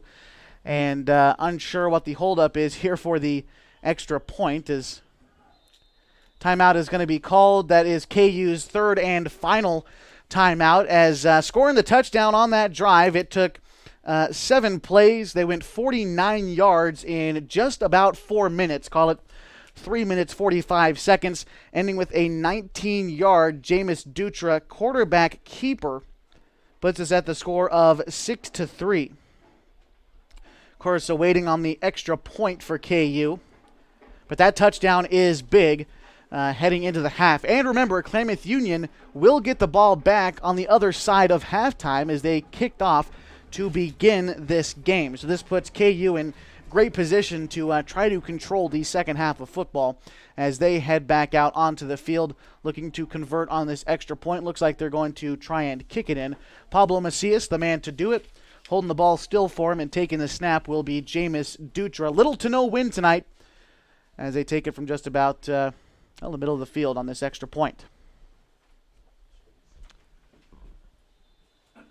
Both teams ready to go. Phoenix really packing up this left side. The kick from Pablo is up, and it is good. 7-3 the score. Klamath Union now in the lead with 15.8 seconds left to go in this second half. They will kick off to the Phoenix Pirates here in just a minute. Again, that last drive for KU lasting 7 plays, going 49 yards and capping it off with a 19-yard Jameis Dutra quarterback keeper. He's been able to get quite a few yards on the ground tonight. And look, when you're Jameis, you try to throw the ball into the end zone. Hasn't worked for him so far tonight. He's gotten it in there. It's been called back. He says, you know what? I'm just going to do it myself, and punches in a touchdown. That's his first of the season. And might I add, I believe, the second touchdown of the year for Klamath Union as a whole team. So looking good in this first half. Their offense has been moving the ball nicely and finally punching in that touchdown, which they've waited so long for. Pablo Macias to kick it off with 15.8 seconds. Back to receive for Phoenix. I believe that's Hunter Everhart. Along with, I believe that's Will Greenwood back there, and it is. So Everhart and Greenwood back to receive for Phoenix. They both stand at about the 20-yard line, and unsure what's going on with the officials, as there you see the ball lined up at the 40, ready for kickoff with 15.8 seconds in a 7-3 ball game.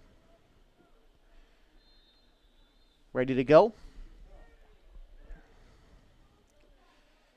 Here comes Pablo with the kick. More of a ground ball. Takes a weird bounce out to the 30. It's fielded at the 29-yard line. Brought up past the 40, up to about the 43. And that's where Phoenix will take over with 11 seconds left to go. Likely only really going to get one play off. They take it at the 43-yard line.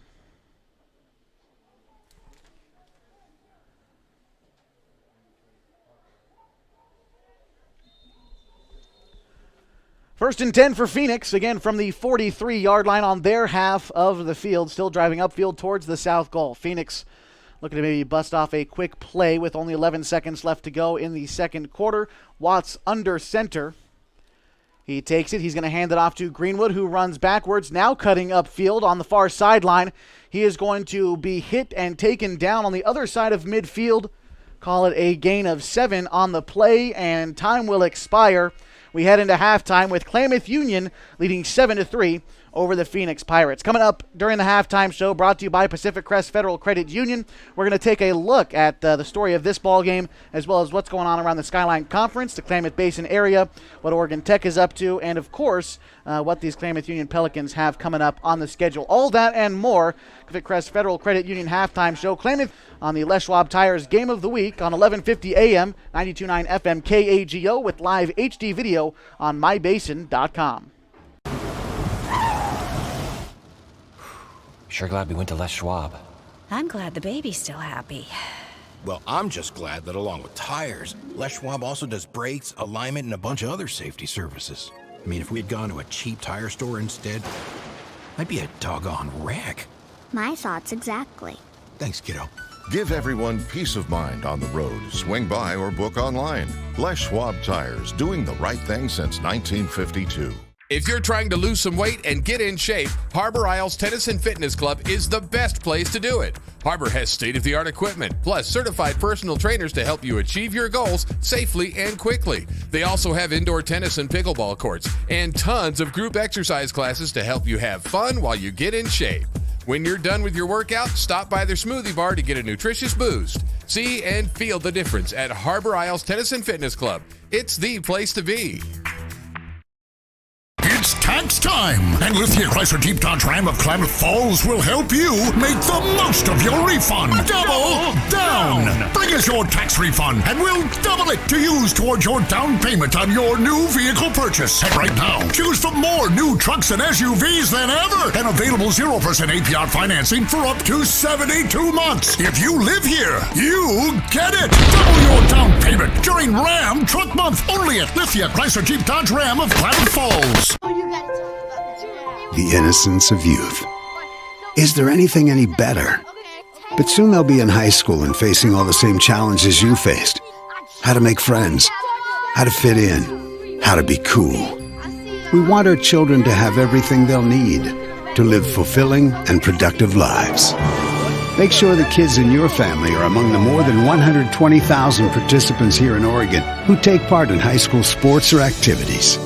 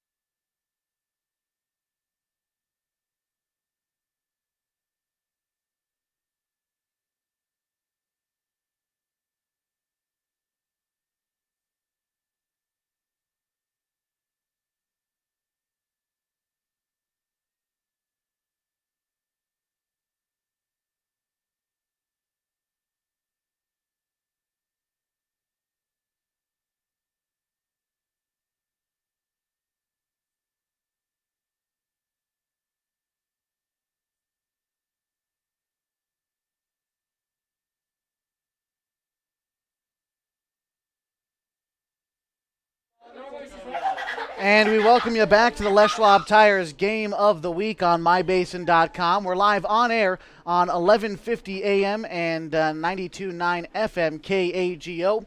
At halftime tonight from Modoc Field, the halftime score as we have it, 7-3, Klamath Union in the lead all throughout the first quarter.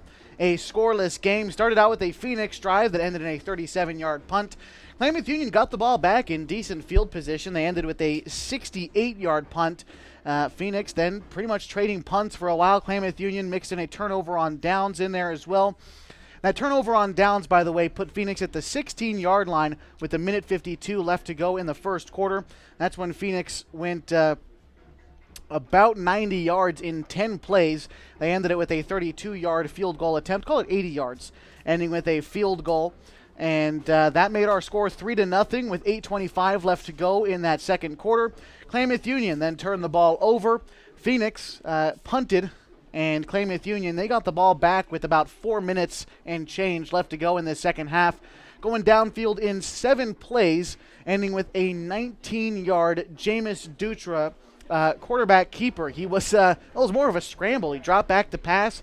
He kept it himself. He ran it in, and he scored Klamath Union's and the game's only touchdown. Klamath Union that time capping off a 7-play, 49-yard touchdown drive. And they left about 11 seconds on the clock. Phoenix got 1 play in before we find ourselves at halftime tonight. We'll come back around to what's going on in this game, but want to take a look around the area as we have just a couple scores to report for you tonight from around the Southern Oregon area. Over the hill in Grants Pass, the Cavemen lead Roseburg 14-6. South Medford is up at Eagle Point 13-0. Crater is, a matter of fact, beating North Medford 18-7. St. Mary's is up 6-0 against Brookings, and Cascade Christian is up 14-0 against Douglas. Just some quick scores from around the area. Our Klamath Basin teams mostly playing tomorrow, as Henley has got North Valley tomorrow at 4. We will have live HD video of that game for you on mybasin.com. Mazama scrambled, and they got a game against Banks. They are playing in Cottage Grove tomorrow at 3. The Vikings originally supposed to play Hidden Valley tonight. Hidden Valley ended up having to cancel due to safety protocols, COVID within their program, and Mazama ended up finding an opponent in Banks who had to cancel their matchup with Seaside. They are meeting about halfway in Cottage Grove tomorrow at 3. A couple of the smaller schools around the Klamath Basin area. Hosanna Triad beat Bonanza last night 16-8. Lost River plays Henley's junior varsity squad, and Chiloquin is battling Lost River's junior varsity squad. As we take a look around the broader Klamath Basin, take a look at some of the college sports that are going on.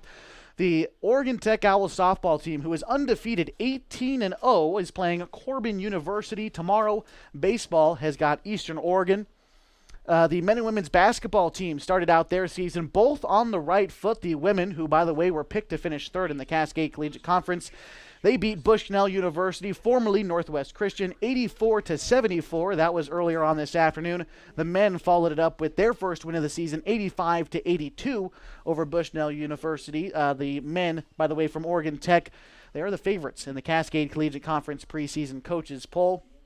Those two teams playing again tomorrow at noon. Looking forward to Oregon Tech Owls basketball as always. But speaking of college basketball, today was the first official day of the round of 64 in March Madness. A couple big upsets today. Of course, you had Oral Roberts beating Ohio State earlier today, the 15 seed, knocking off the number 2 seed. That wasn't the only upset, though, for Oregon fans. Oregon State Beavers, they beat the Tennessee Volunteers 70-56 earlier today. The Beavers were the 12 seed, and they upset the 5 seed. And it seems like every year, I believe the statistic was 30 of the past 34 NCAA tournaments have had a 12 seed beat the 5 seed, and the Beavers carrying on that tradition. They are playing Oklahoma State on Sunday. Oklahoma State is a 4 seed. Meantime, for the Ducks, they are a 7 seed in the NCAA tournament. They play the VCU Rams tomorrow at about 7 o'clock. Looking forward to the Ducks doing a little bit of damage in the NCAA tournament as well. Always love this time of year because, like, we got March Madness. Spring training is back for baseball. Now Oregon Tech basketball is playing. And, of course, now this year, in a bit of a different COVID-shifted year, we've got Klamath Union football as well. And that's not it for Klamath Union, as boys soccer coming up on Monday. They are traveling to Mazama. Meantime, the girls soccer play here on Monday at Modoc Field. Volleyball has got Henley on Wednesday, and football also playing Henley on Friday. A week from tonight, we are going to be live from Modoc Field once again to bring you Henley Hornets and Klamath Union Pelicans football on 1150 a.m. and 92.9 FM KAGO, as well as right here on mybasin.com if you've got the live feed for us. I want to bring it back to this game that we've been watching all night long so far. Again, the score is 7-3. Klamath Union is in the lead. The key for them has been running the football so far. They've had a little bit of success through the air, but Klamath Union has, their only touchdown came from a 19-yard run from the quarterback. Want to get Nate Getman involved, see a little bit more of him. The problem for both teams so far, though, has been the penalties. Both teams, their offenses, have put themselves in good position on both sides of the ball. Both teams have played fairly good tonight, but penalties and bringing the ball back has killed all the momentum for both of these teams tonight. That's why we have such a low-scoring game when you see these big plays broken off. 7-3 the score at halftime from Modoc Field this evening. Klamath Union is leading. We've still got 24 minutes of football left to be played, but first we're going to step aside, take a quick break, and we will be back with the third quarter of action on 1150 a.m. and 92.9 FM KAGO with live HD video, mybasin.com. Leave it here. Threads. There are many threads that run through our region. There are churches and schools and Little League teams that bring us together and bind us into communities. There are roads and cars, there are houses and jobs and businesses, all woven together to make the fabric of our communities. There are financial threads that are part of that tapestry as well. For over 80 years, it's been our pleasure to be headquartered here, providing financial services to generations of our friends and neighbors. From that first savings account to retirement planning and all of the cars and houses and groceries in between, we keep your money local, investing it back into our communities, adding more threads to the fabric to make our communities stronger. Pacific Crest Federal Credit Union. Find your path. What rhymes with great? Participate. Where does greatness start? Here, in the classroom. On the stage. In the pool. On the field. Where will your greatness take you? To better grades. To more friends. Yeah! Be great. Participate!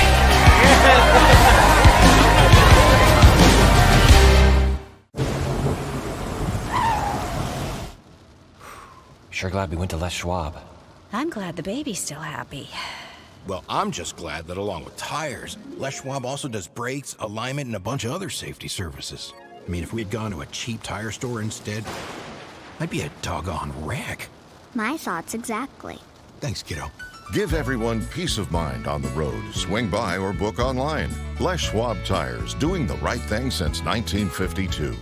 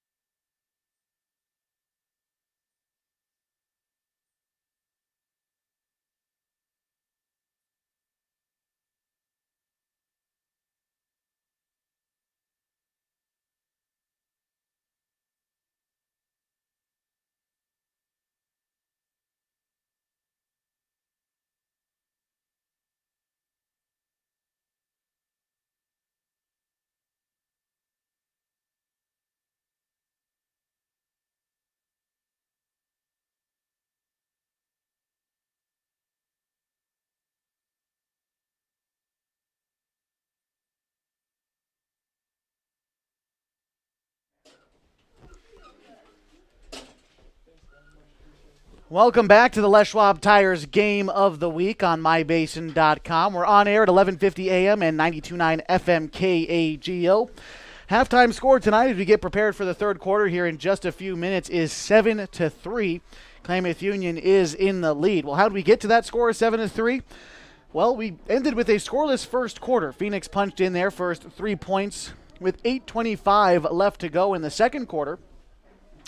They ended up kicking a 32-yard field goal. Klamath Union scored their only touchdown with about 11 seconds to go in the half when Jameis Dutra ran in a 19-yard touchdown, and that's how we get our score of 73. Got a few more minutes before we get started with the third quarter tonight. I want to give a quick shout to the folks at Coldwell Banker Home and Premier Realty. Little things can add up to big bills when buying, selling, or owning a home, and Coldwell Banker Home and Premier Realty's exclusive Beyond the Sale guarantees protect buyers, sellers, and homeowners from unexpected repair bills. To learn more, call Coldwell Banker Home and Premier Realty today. Klamath Union, the key for them in this second half is definitely going to be to cut down on the penalties, and to be frank, that's the key for both teams. A lot of penalties, a lot of going backwards for both squads tonight, and if Klamath Union can tighten things up just a little bit, let Silas work and do his job instead of being called back again, we will be seeing a very different second half. And I think that's the same for both teams, as Phoenix's running back has had quite a bit of success tonight. Will Greenwood, the 5'7" sophomore, has had quite a bit of success running on the ground. And if Phoenix can clean up their side as well and fix their turnovers, we could have a very exciting second half of action, as we've still got about a minute until the third quarter starts. Looking forward to see what the offensive line adjustments for Klamath Union are. The big guys up front have been doing a lot of work. Only 3 tackles for loss in that first half. One of them was a sack, and a couple were brought down from Nate Getman running a little bit backwards. And that's another guy we'd like to see get started. Nate Getman, want to see him on the ground, moving the football, and getting a few yards here or there for the KU Pels, because we know Getman is capable of it. Almost 100 yards rushing last week, and he was as close to a non-factor as you could be in the first half. Looking to get him involved as we get ready for the third quarter of action.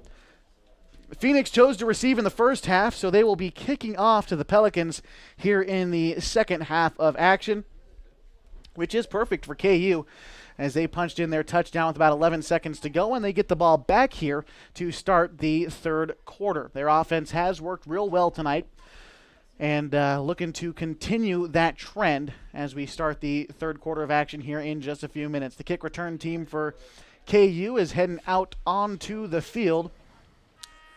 Back to receive for KU tonight has been Pablo Macias and Jameis Dutra. Here, by the way, that it's starting to snow, if not just a little bit down on the field. Looks like to me it has stopped. We've got 37 degrees. We started at 47 at game time tonight as we look east at Modoc Field. Klamath Union, once they get the ball, will be driving towards the south goal. Both teams out on the field. And again, it will be Jameis Dutra back there to receive the kick for the Pels. And I believe we're going to have the ball move forward. Must have been a penalty at the end of that last play, and they're adding it to the kick against KU. They will now be kicking it on the other side of midfield at the 45, will the Phoenix Pirates. The Pirates tonight wearing their navy blue helmets. They've got their white jerseys with red striping down the side, navy blue numbering and lettering across the back with navy blue pants. For the Klamath Union Pelicans tonight, wearing their home red uniforms, their first chance to wear those this season. They've got the red helmets with the white KU on the side. They've got red jerseys with white trim, white numbering and lettering, and red pants with white stripes down the side. As we get ready for the third quarter of action tonight, the kick is up, and that will likely be a touchback as it goes into the end zone. Klamath Union will take it out to the 25-yard line. That's where they start their drive. This will be the 5th drive of the game for KU. And with 12 minutes left, they take it from the 20, not the 25. My apologies there.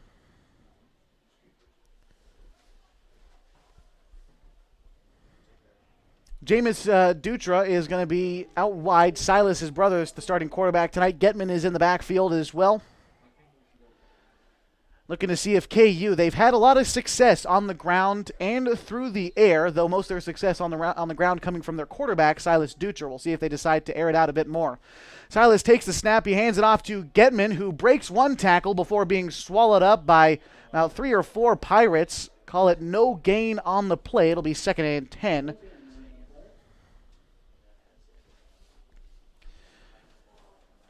Want to give one more shout out to the folks running the live stream tonight, the Klamath Union Media Design Class and teacher Dan Stearns for allowing us to get this multi-camera setup going for you from Modoc Field tonight. You can see the switches there. If you're not watching on mybasin.com, if you're just tuned in on the radio at 1150 AM or 92.9 FM, you should definitely try to get yourself to your phone, your tablet, your PC, whatever it is, and watch our live video. Silas takes the snap. He airs it downfield. The pass is incomplete at the 45-yard line. The intended receiver was Zumwalt, and it will be 3rd and 10. As that one slipping right through his fingertips. Probably going to see a few dropped passes coming out of halftime just because of how cold it is down there. And yes, while they do have gloves on there, doesn't always help stick the catch. It'll be 3rd and 10 for KU. From their own 20-yard line, they drive from left to right across your screen, headed toward the south goal. 11:17 left to go in the third quarter of a 7-3 ball game. Klamath Union is in the lead. They are 3 for 5 on third down conversions tonight. Silas takes the snap. He has to scramble. He's running backwards now, and a flag is down. Silas is taken down for a sack, but a flag, again, is down at the site of the tackle. Curious to see what exactly happens here. Could, again, be holding against KU, and that is the call. It is going backwards. As if it already didn't when Silas was wrapped up and brought down on the sack. He tried to scramble, move every which way he could from his left to his right, ran backwards. He was brought down at the 10, and I believe this one might be going back even further.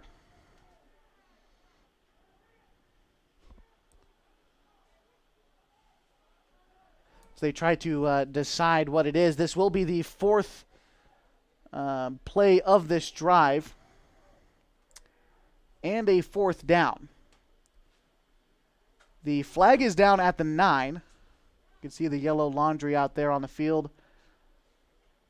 Not quite sure what the discussion is about down there. KU leads this one 7-3 with 11:09 left to go in the third. Pelicans scoring their only points of the game back in the second quarter. So KU will punt the ball. This will be the second time that they've had to punt so far tonight. Back to receive for the Pirates is Will Greenwood. Pablo Macias, who will be punting for KU, is well into his own end zone. He's probably got a yard or two to spare behind him, as that's where we will begin play. It's 4th and very long. The snap is coming from the 5-yard line. The yard to gain is the 30, just to give you perspective, about 4th and 25 here. Pablo Macias to punt for KU. Takes the snap. The punt is out. Bit of a line drive. Gets out to the 40, the 45. Takes an awkward bounce to the 50. And Pablo Macias puts a lot of spin on that ball, and it's touched and bobbled. Down at the 30 goes Greenwood, but there's a scramble for the football. KU thinks they came away with it. And he did, running out onto the field, and KU a punt recovery as Greenwood, he touched the ball. It kept rolling past the 30. Klamath Union gets a fresh set of downs, and we'll give them a first down. That's their 7th of the game, the first of this half. What a great play. That one recovered, I believe, coming away with that one was Kane Holmgreen. And 10:48 left on the clock. Klamath Union, a lucky break there. There's no other way to put it. It'll be 1st and 10 for them from the 26-yard line, now on the other side of midfield.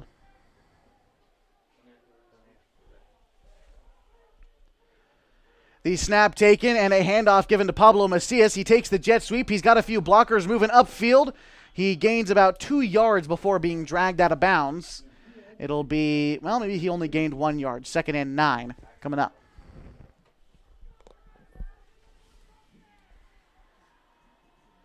This will be the 5th play of the drive for KU. 2nd and 9. They're taking it from the 26-yard line. On the near hash, driving toward the south goal, going from left to right. The handoff to Nate Getman. He is swallowed up and hit, but still a gain of 1 on the play. It'll be 3rd and about 7 for the Pelicans. Taking it from the 25, the yard to gain is the 18. So it will be 3rd and 7 for KU. We'll see if they decide to try to air it out here or what they decide to do. Nate Getman is still back in the backfield with Silas Dutra. 3 wide receivers set out to the left, 1 to his right, and Getman is also off to his right hip. Silas takes the snap. He rolls out to his left side. He sheds off 1 defender. He's got room now to run up the near sideline. There is a flag down on the field, and Silas gets up to about the 11. It would be a first down if it counts, but there is a flag down. This one likely coming back as it was thrown where blockers were falling down, defenders were falling down. And we'll see what the call ends up being. Holding against KU, that is the call. So this one again coming back, another 10-yard penalty for KU. And it has been a killer all night long for the Pelicans. It'll now be 3rd down and 20 to go for the Pelicans. And man, Dutra, he scrambled. He shed off 1 defender. He rolled upfield. It would have been a gain of about 20 yards. And all for naught as the holding penalty brings him back to the 40-yard line. The yard to gain again is the 18. Getman off to Dutra's right. He's got 1 more receiver out that side and 3 to his left. Silas takes the snap. He looks off to his left side. He sees a man wide open. The pass is caught by Jameis Dutra. He sheds off 1 defender, make that 2. He almost gets the first down, I think just short. A gain of 23 yards on the play. That'll bring up 4th down and about 2 to go. And you can see the rain or snow coming down on your camera shot there if you're watching on mybasin.com. As it snowed just a little bit before halftime tonight and now about 35 degrees.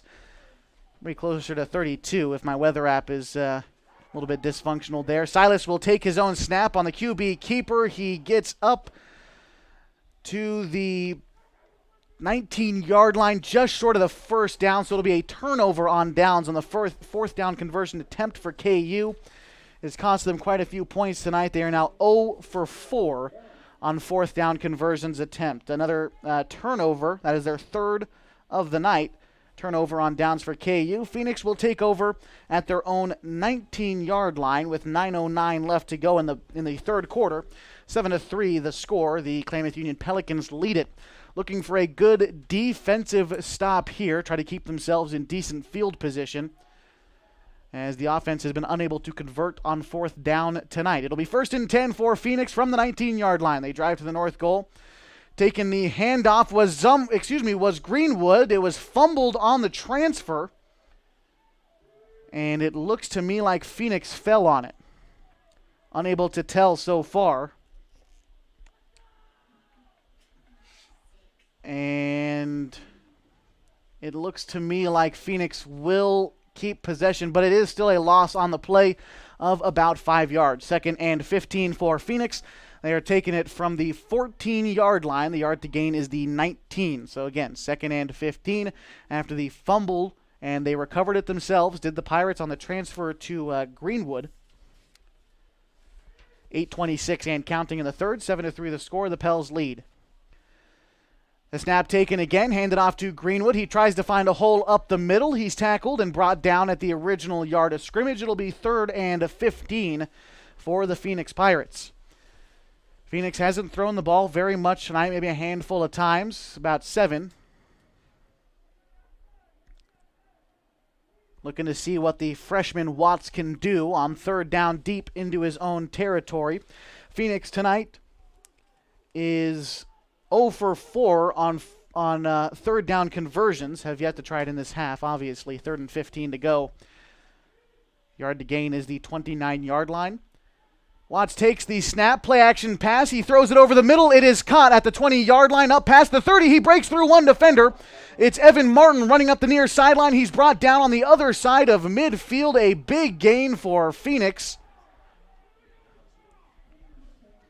About a 40-yard reception that time for the Pirates. It'll be first down for him. That is their 7th of the evening. They take it on the other side of midfield at the 49. Biggest gain of the night for the Pirates on that one. A 40-yard connection between the freshman Ryan Watts and the junior Cameron Redmond. 5'10", 195 pounds. That is who made the catch for Phoenix just a minute ago. 1st and 10 from the 49. The Pirates now driving downfield towards the north goal. A pitch over to Greenwood. He cuts upfield at the 50. He's brought down at the 47. Call it a gain of 1 on the play. Dutra in on the tackle, and it will be 2nd and 8 from the 47.5-yard line on the other side of midfield, right between the K logo at Modoc Field. Glad to be back here. This is Klamath Union's home opener this season. They've got one more home game on the schedule, and it's against Henley next week. 2nd and 8 for the Phoenix Pirates. Watts still under center. He's got 2 men in the backfield behind him, 2 wide receivers lined out to either side. That one handed off to Greenwood. He runs up the far sideline, cuts upfield at the original line of scrimmage, and brought down maybe a loss of 1 on the play. It will be 3rd and 8 for for Phoenix. Klamath Union on defense, and they have done a good job so far on this drive against the Pirates. They did allow that 140-yard big play from Cameron a little bit earlier. Redmond on Phoenix, Cameron Redmond. But still standing strong. 3rd and 8. Ryan Watts, the quarterback for Phoenix, under center. He takes the snap. He's going to roll out, but he is pressured immediately and brought down. A huge sack. And that is number 74. I believe that's Alan Adams in on the tackle. Pardon me, that's Donovan De Los Reyes, the senior, 5'11", 295 pounds, in on the sack. He got in there uncontested and brought down Watts way in the backfield. That'll bring down 4th down for Phoenix. And they are forced to punt. Back to punt is Julius Bolstad for the Pirates, and to receive is Pablo Macias. Back there, he's standing at about the 30-yard line. Bolstad takes the snap. The kick is up. It is very high. Didn't get very far. Pablo is going to let that one bounce. He fields it at the 30. He's got a couple guys behind him already. He's up to the 35, now up to the 40 on the near sideline. Cuts up at the 45, the 50 before being brought down out of bounds at about the 46-yard line. But there is a flag down. It looked to me like it could be a block in the back against KU when I saw it. But we will see what the call ends up being here. Either way, it'll be KU's ball, just a matter of where they place it. And it is an illegal block in the back against KU. So they will have the football, although it is coming backwards. It'll be KU football with 4:35 to go in the third quarter. They take it 1st and 10 from the 25. Last time out for KU, they drove downfield in 7 plays. And after going about 70 yards, they turned it over on downs. Klamath Union field goal shy, perhaps. They have given away a set of 3 points here or there, but a chance to try to punch it in for a touchdown. 1st and 10. A flag is thrown as the ball is snapped. And false start against Klamath Union. This one is coming back once more. It will be 1st and 15 for Klamath Union.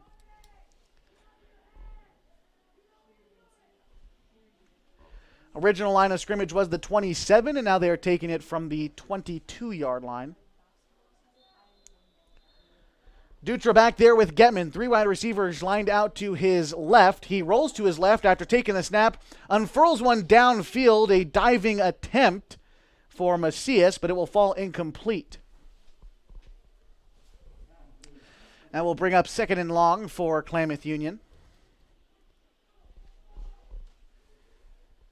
As it was a good curl route ran by Pablo there. He was just unable to corral it. And Silas, he's got the call from coach. He's going back out there into the huddle.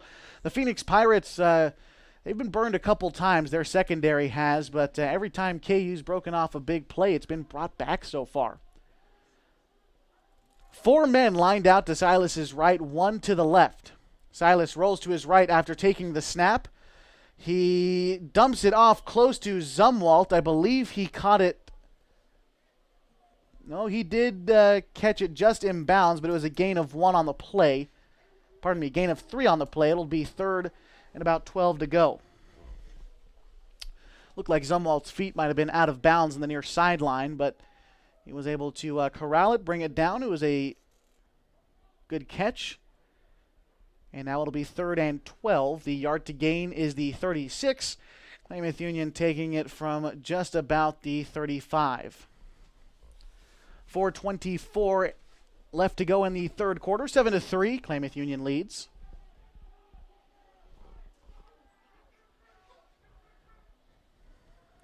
Silas got no one in the backfield with him, and it looks like to me a false start. It looks like the entire offensive line moved for KU on that one.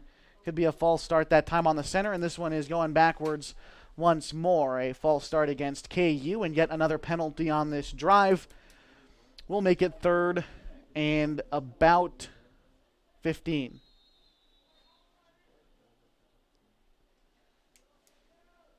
Pardon me, it'll be 3rd and 15 for KU. 1 wide receiver lined out to the near side, 3 to the left of Silas as he drives towards the south goal. He takes the snap, drops back into the pocket, has got all the time in the world to throw, moves up into the pocket, and finally feeling pressure. He's going to dump it off to Coulter, but the pass is incomplete as he goes out of bounds on the near sideline. Silas Dutra had a lot of time to throw the football, but indecisive. His wide receivers couldn't get open downfield, and that will bring up 4th down for Klamath Union. Likely not going to go for it here so deep in their own territory, so that will bring out the punting unit. Pablo Macias to punt and back to receive for Phoenix. I believe that is Hunter Everhart. Pablo kicking it from about the 7-yard line. The punt is up. He put good spin on it. That one bouncing at the 45, rolling up to the 50 past midfield, and they are going to touch it at the 50-yard line. So about a 45-yard punt that time for Pablo Macias, and Phoenix will take over at midfield. With 4:02 left to go, the score 7-3. Klamath Union is in the lead. And Phoenix taking over. This is their best starting field position of the night, right at midfield, as they will drive from right to left across your screen. If you are watching on mybasin.com, we invite you to do it. It is free to view. And, of course, on air at 11:50 a.m. and 92.9 FM, KAGO. 1st and 10 from the 50. Watts under center for Phoenix. He hands it off to Greenwood. Greenwood running out wide. He gets up past the 50, past the 45 before being brought down. A gain of 7 on the play, maybe 8. It'll be 2nd down now for Phoenix. 2nd and 7. Greenwood staying on the ground for just a second. Gets up on his own. It looks to be a cramp more than anything. And that one definitely hurts. One of those cramps in your calf. Your foot straightens out. It's more annoying than anything, as Greenwood will likely head off to the sideline, get himself checked out. Checking in for him is Alexis Manzano. And that's definitely a cramp out there for Greenwood. 3:41 to go in the 3rd quarter. 3:41 to go in the 3rd quarter. 7-3 the score of the game. Klamath Union is in the lead. It'll be 2nd and 7 from the 43-yard line. Watts under center. He takes the snap. He's going to hand it off to his big man running up the middle. Tough to bring down was Cameron Redmond. He gets a first down, a gain of about 10 on the play. Redmond, again, a junior, 5'10", 195 pounds. That'll be a first down for the Pirates. Their second of this half, 8th of the game. They're going to take it first and 10 from the 32-yard line.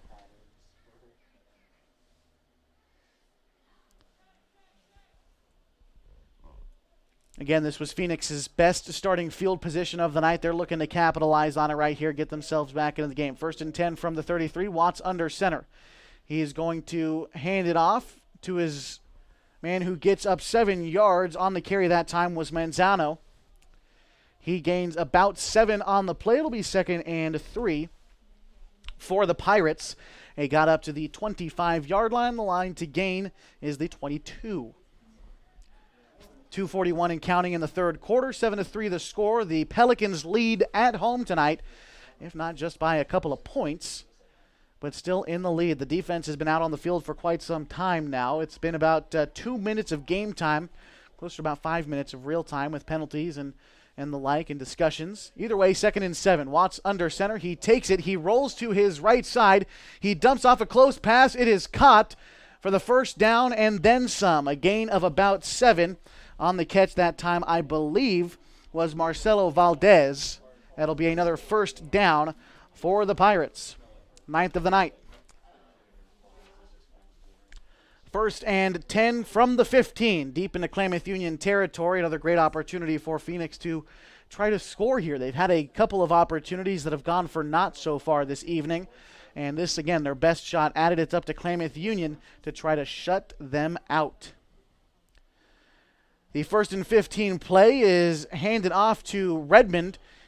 He gets tackled for a loss of 1 on the play.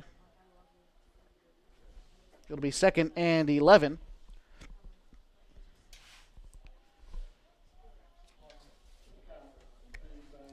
Clock still running. $1:52 left to go in the third.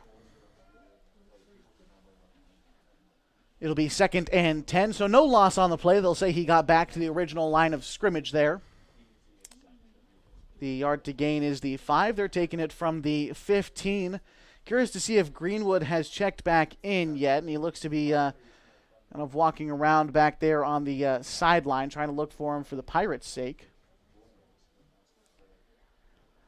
And unsure what the exact holdup is, and no delay of game. That was a conversation between the officials. The Pirates have had 4 delay of game penalties called on them so far tonight.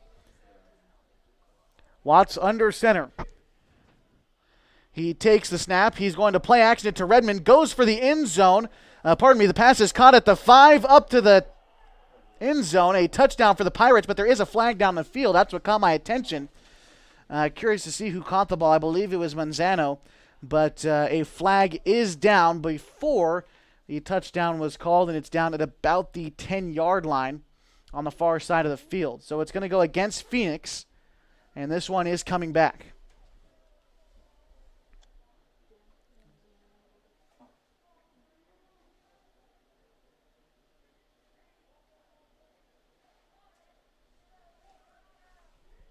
So this one is, again, coming back. 1:09 left to go in the third quarter. This one will now be second and 15 for the Phoenix Pirates. And the clock continues to run here. It looks like they're trying to get the clock to run. That's what our official is trying to do tonight. And they get it going. So, second and 15. KU on defense. They are trying to stand tall after Phoenix has driven about 30 yards so far for him on this drive. Watts takes the snap. Looks like he wants to keep it. He's scrambling now in the backfield. Feels a lot of pressure. He gets around one defender. Now cutting upfield. He gets up to the 10 before a big hit. Brought down at the 11. In on the tackle for KU. Looked to be Dawson Smith. And Watts, the freshman. That is a welcome to high school football for Ryan Watts, the freshman, 145 pounds, only 5'8". Got taken down by the 6'2", 300-pound Dawson Smith. 22 seconds and counting in the third quarter. It'll be 3rd and 7. Phoenix likely to get one more play off before we head to our final period tonight. And Phoenix, as they have all evening long, like going to take their time. They're actually going to let the clock run out here, so this will be our score after 3 this evening. 7-3, the Klamath Union Pelicans are in the lead tonight. We're going to take one break, and we will be back with you on the Les Schwab Tires Game of the Week on 1150 AM and 92.9 FM KAGO with live HD video for you on mybasin.com. Stay tuned for the fourth quarter of action next. If you're trying to lose some weight and get in shape, Harbor Isles Tennis and Fitness Club is the best place to do it. Harbor has state-of-the-art equipment, plus certified personal trainers to help you achieve your goals safely and quickly. They also have indoor tennis and pickleball courts, and tons of group exercise classes to help you have fun while you get in shape. When you're done with your workout, stop by their smoothie bar to get a nutritious boost. See and feel the difference at Harbor Isles Tennis and Fitness Club. It's the place to be.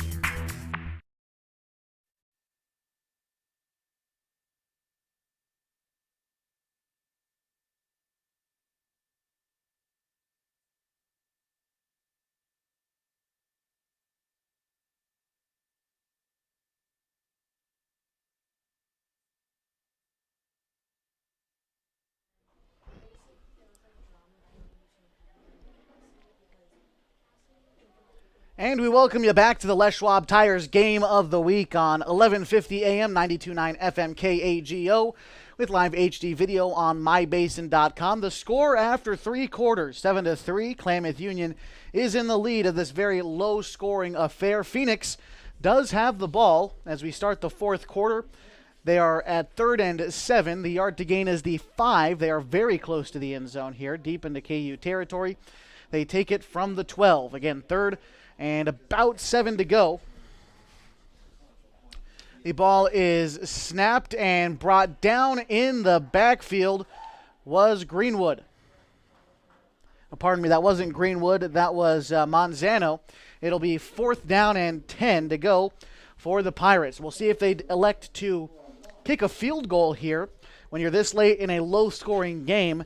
I mean, you never know. A field goal here would put them at 7-6, and they decide to call a timeout and talk it over. That is Phoenix's first timeout this half.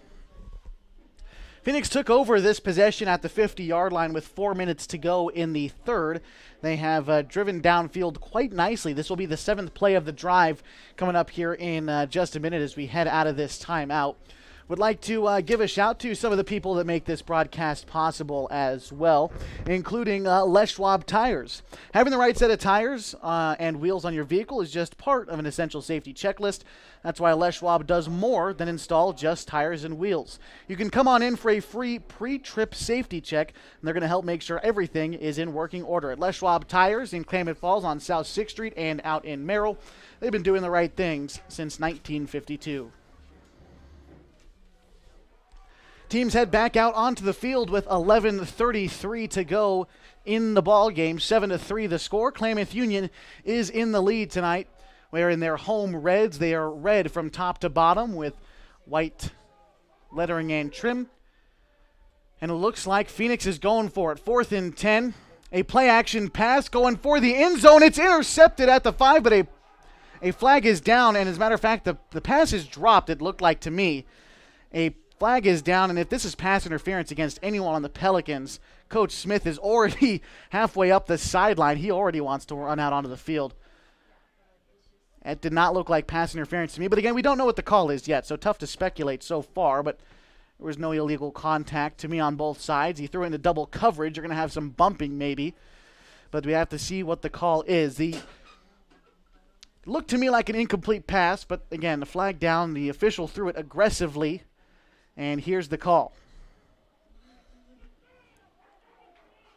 And it is an interception. KU got it. They are taking a flag off the field. And to me, it looked like they caught it. They called the play dead. The football was dropped.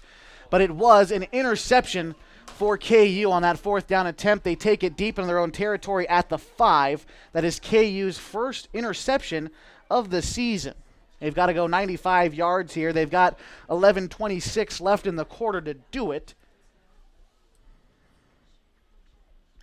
And pardon me, they don't have to go 95 yards. As a matter of fact, they only have to go 85 yards. They take it from the 15. Still deep in their own territory as they drive from right to left towards the north goal across your screen. They take this one from the near hash. That one handed off to Getman. He finds himself a hole, a gain of about... No, it's fumbled, and it looks like Phoenix fell on it. Tough to tell. Getman had forward progress. It looked to me like the play had been stopped, and a fumble goes to Phoenix. Wow, the officials were running out onto the field. I was paying attention to one official on the far sideline. It looked to me like he thought the play was dead, and then the ball popped out behind the play, and Phoenix falls on it. It's a fumble recovery for the Pirates, and this puts them in great field position. It's going to be 1st and goal for the Pirates with 11:13 left to go in the game.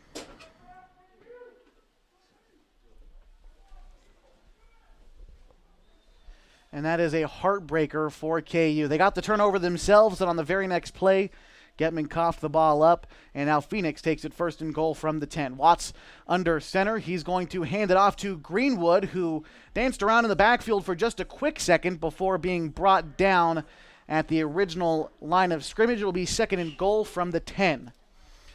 And you think about what just happened for the Pelicans.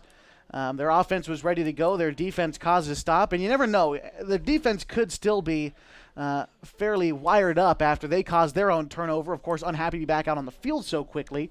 But they could still be pepped up, ready to go as they get Greenwood for a no gain on 1st and goal. It'll now be 2nd and goal from the 11, so they brought him backwards.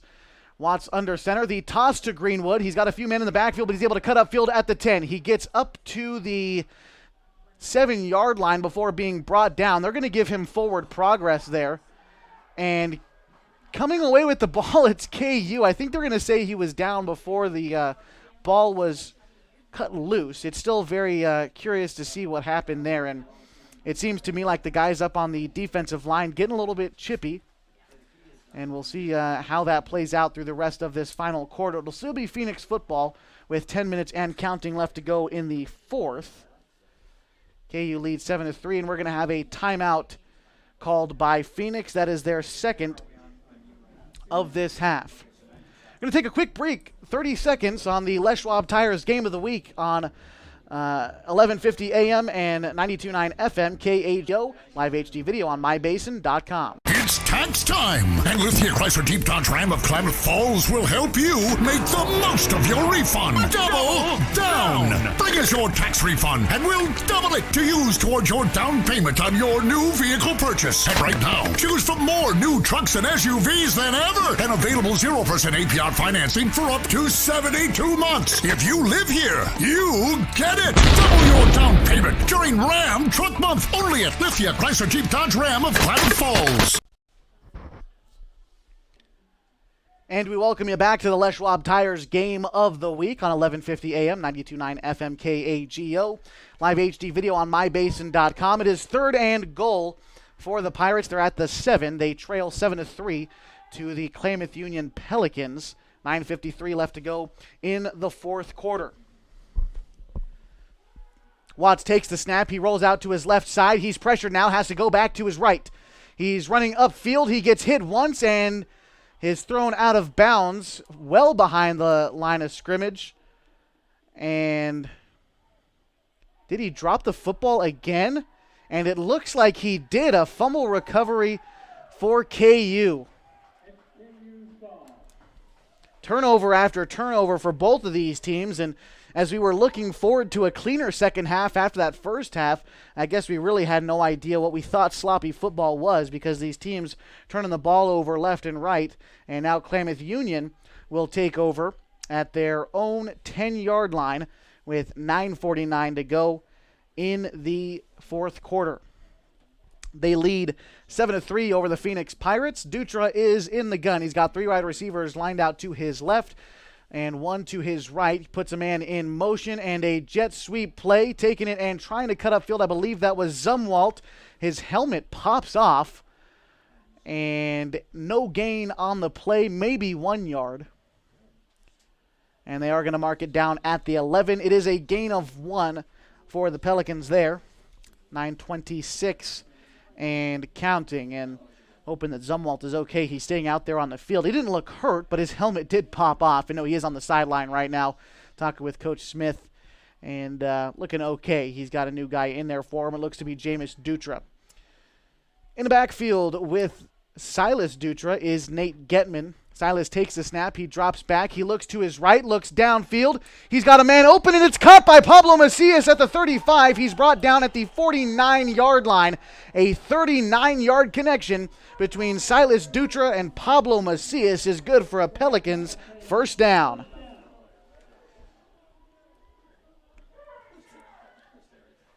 It looks to me like we have a player down for Phoenix. Unsure who it is, but getting up and trying to walk off. Again, unsure who it is. Don't want to speculate on what the injury is. But a big connection that time between Silas Dutra and Pablo Macias. Good for a 39-yard gain for Klamath Union. That is their 8th first down of the night. Only the second this half. They have not gotten a lot of offense moving in this second half. Again, that was their 8th of the night on just their second play of this drive. Klamath Union next week hosting the Henley Hornets. That's when the Hornets come on down to Modoc Field. Looking forward to that one. Henley is in action tomorrow against the North Valley Knights. We will have live HD video coverage of that one for you on mybasin.com as well. The player who was down on the field was able to jog off under his own power, which is always a good sign. And KU, their offense, gets back out onto the field. It is 1st and 10 from the KU 47. Dutra in the gun by himself. He rolls out to his left. He feels a little bit of pressure. He unfurls it downfield, and it's caught by his brother Jameis at the 33-yard line. Another first down for KU. Call that one a gain of 19 on the play. 9th first down of the night for KU as they are driving it nicely, making some connections through the air, as both teams have had little luck running the football in this fourth quarter with 8:42 left. Both teams have fumbled and coughed up the ball in a couple of different ways, so KU says we're going to attack through the air. Silas takes the 1st and 10 snap. He throws it over the middle. It is incomplete. It will now be 2nd and 10 from the 34-yard line. This is the 5th play of the drive coming up for KU, as a couple of big passes have got them fairly good field position. Again, a 39-yard reception to Macias. Add on to that another 19-yard reception, and you find KU 2nd and 10 from the 34-yard line. Taking the snap is Dutra. He looks to find a screen pass to Zumwalt. It's caught. He brings it up to the 30, a gain of 7 on the play, and a flag is thrown at the line of scrimmage. Unsure what it is there. KU's line looks to be intact. No one fell over. It looks to be a gain of 7. We'll see what the flag is and how that impacts where the football is placed.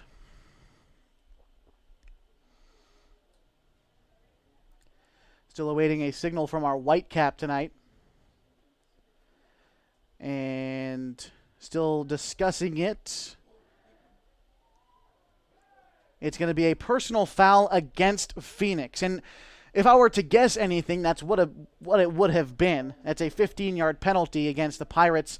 And to me, it looked like there was definitely some jawing going on between both of those teams. This fourth quarter has been high octane, so to speak. Both teams are talking quite a bit to each other. And that's how we find ourselves 1st and 10 from the 14. KU's got a chance to potentially put this game out of reach. Silas takes the snap. He rolls out to his left, looks to his right, to the end zone. Pablo Macias in the end zone for a touchdown for Klamath Union. No flags down on the field, and the score now 13-3, KU in control. Called that one a 14-yard Macias-Dutra connection. And kicking the extra point will be Pablo Macias, who just caught the touchdown reception. The kick is up. Oh, barely got up, but it did sneak through the uprights, and it is good. The score 14-3 with 8:09 left to go in the fourth quarter. Klamath Union is in the lead here. That last drive going 5 plays, 90 yards in just about a minute 45. 14-3 is the score as we have it. That was the third score of the game for both these teams. That touchdown coming on a 14-yard Macias catch in the back corner of the end zone. The extra point was good. That's how we get our score of 14-3 with 8:09 left to go in the fourth quarter. This is the highest point total that Klamath Union has put up in a game, and for that matter, the highest point total that Phoenix has put up in a game either. They had not scored a point at all before coming into tonight's matchup. As a matter of fact, the Pirates had been outscored by 88 points, 0-88. Both special teams units are out onto the field. Back to receive for the Pirates is going to be Everhart and Greenwood. Pablo Macias with the kick for KU. More of a line drive, bounces out at the 25. Had a little bit of trouble fielding it was Greenwood, but looks like it doesn't count. Unsure what the issue is here. Our officials discussing it. And it is offsides, Klamath Union. It looks like one of their guys might have gotten a little bit of a head start there, so this one is going to go backwards about 5 yards. Now kicking it off from the 35 instead of the 40 is Klamath Union. Pablo will kick it off from the near hash. For Pablo, this doesn't seem to make too much of a difference, as he likes to kick the ball low to the ground and let the ball bounce. And you know, footballs, they don't bounce like any normal basketball or volleyball or anything like that. They can get some wicked hops either way they go. So Pablo Macias now running up to kick it. He keeps that one low to the ground, then a couple of awkward bounces through a couple Pirates' hands. It's fielded at the 25 by Greenwood. He gets up past the 40, brought down before reaching the 45, call it the 43-yard line. That's where Phoenix will start this drive at the 43-yard line. Pardon me, the 42-yard line with 7:58 left to go in this fourth quarter. Last time out for Phoenix was a 3-play drive, and on their fourth down conversion attempt, it was a fumble recovered by KU. The Pirates clearly looking for better fortunes here. And you can see the defense getting set up as Watts is under center for the Pirates. He takes the snap. He's going to hand it off to Greenwood, who gets swallowed up in the backfield. He breaks one tackle, gets back to the original line of scrimmage, might have gained 1 yard, but there is a flag down after the first play.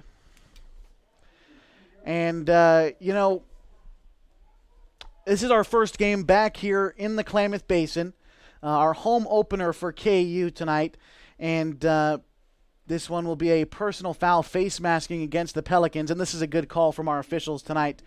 But a lot of penalties going on for both sides, and, you know, without pointing any fingers, Klamath Basin officials are known to pull the flag for just about anything, and it's been like that for a number of years now, so, you know, it's just how it is when you play football in the Klamath Basin. Anyone who lives here knows it. Anyone who's had to coach, had to play, knows that officials in most every sport tend to be a little bit penalty happy. Okay, 1st and 10 for Phoenix. They take it downfield at the 40-yard line in KU territory. Watts with it. He hands it off to Greenwood, and he is brought down out of bounds. He lost the ball, but the ball goes out of bounds with him. A gain of 6 on the play for Greenwood. So the face masking call brought Phoenix onto the other side of midfield, now driving downfield from left to right. It will be 2nd and 6 coming up for the Pirates. They got that first down, which totals up to number 10 on the evening. 7:13 and counting in the fourth quarter.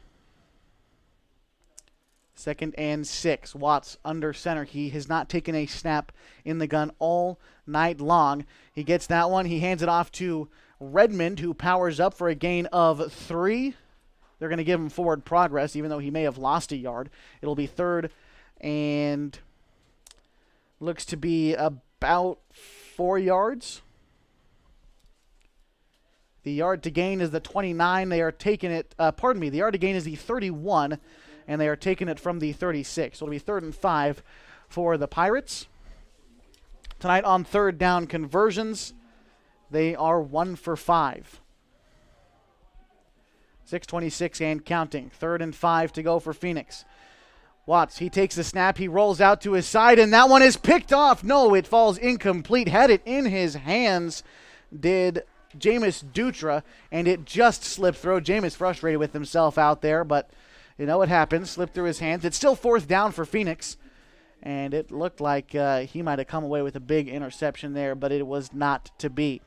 4th and 5 from the 36-yard line for Phoenix. They are driving downfield, trying desperately to crack the scoreboard and try to get themselves back into the game, but the KU defense has done a great job, barring one face mask call, on this drive. 4th and 5 to go. Watts under center. Takes a snap, he rolls out to his right side, heaves it downfield, he's got a man open, it is caught, and into the end zone goes Justin Wilcox. It looks to me like no flags are down on the field. That is a touchdown for the Pirates, 14-9. Now awaiting an extra point from Phoenix. That was a 36-yard connection between the freshman Ryan Watts and the senior 6-foot, 175-pound wide receiver Justin Wilcox, making the score 14-9 on just a 4-play drive. Now we'll see if Phoenix decides to go for 2 to try to make it a 3-point ball game, and that is exactly what they are trying to do here. A stop here for KU would go a long way. Watts under center. He takes it. He hands it off to Redmond, who tries to trudge up the middle, but he does not convert. The attempt at a 2-point conversion is no good. We will stay at 14-9. KU is still in the lead. That was the 4th score of the game for both of these teams. Again, a 36-yard Wilcox reception for a touchdown. They tried to go for 2. It did not go. That drive lasting about a minute, 2 minutes actually to be exact, and it went 58 yards for the touchdown, again capped off with a 36-yard touchdown catch from Justin Wilcox of the Phoenix Pirates. His team still trails 14-9, and Klamath Union will get the ball back. And with 6:01 left to go, and Phoenix taking a bit of time to get back out onto the field, could they be discussing an onside kick with 6 minutes to go? Seems unlikely, but you never know. And to me, it looks like that is what they're trying. Got quite a few guys lined up to the near side. Well, it looks about even. I think we'll see a normal kickoff here. To do it is, here, Valdivinos.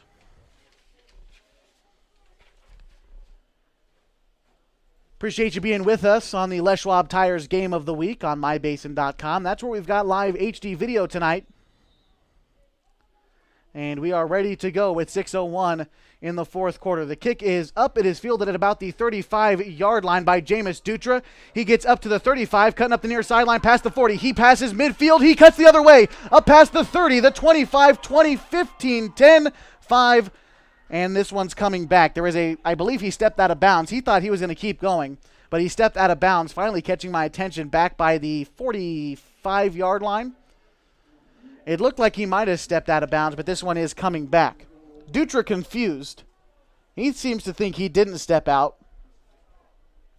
This one coming back to midfield. Still a great return for him as he cut up the near sideline. 1st and 10 from the 50 with 5:52 left to go in the fourth quarter. 14-9 the score. Klamath Union is in the lead. 2 wide receivers set out to either side of Silas Dutra. He's got Getman on his right. Silas, he takes a snap. He looks right. He finds his man on the far sideline, cutting upfield up to the 40. That's the first down and then some. Call it a 15-yard reception that time for Jonas Leimer, a senior standing 6 foot tall, 200 pounds, the German exchange student, getting his first football action tonight. Had missed the first couple of weeks with a bit of an ankle sprain. That's according to Coach Tom Smith. But glad to be back now, getting that first down for him. That is the 10th of the night for KU, their 4th of this half. It'll be 1st and 10 from the 38-yard line. 2 wide receivers set out to the near side. That's off to the left of Dutra. 1 to his right. He's got Getman out there as well. Silas takes the handoff. He hands it up to Getman, who finds himself a hole. He's got daylight. He's up to the 20, the 15, 10, 5, touchdown, Klamath Union.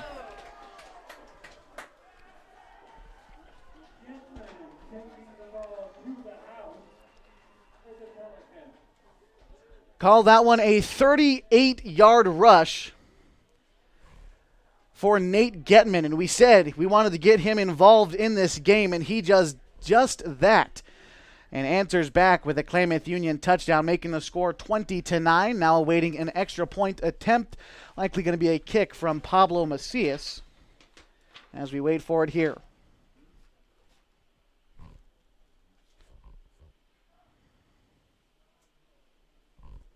And the kick is up from Pablo. Looked like it was going to be wide right. It's no good, but 20-9. The score here in this fourth quarter, as it has been a lot of scoring going on in this final period. 5:23 left to go, as again the kick was no good. Klamath Union going 50 yards in 3 plays, and it only took them 29 seconds, capping it off with a 38-yard Nate Getman touchdown run. Again, we said we wanted to see Getman get involved in the running game. He found just a bit of daylight there, and he did the damage, running 38 yards. And for Phoenix, they've got to put it in the end zone here if they want a shot at closing this game out. But for KU, their defense has looked good. They have allowed just a couple of big plays, one of them being that last touchdown for Phoenix. It was a 36-yard touchdown pass. If you can limit the big plays, that's what Coach Tom Smith is probably talking to his guys about down there. Limit the big plays with 5.5 to go in the fourth. Your team is up by 11. That's all you really got to focus on, as the special teams units are out there for both teams.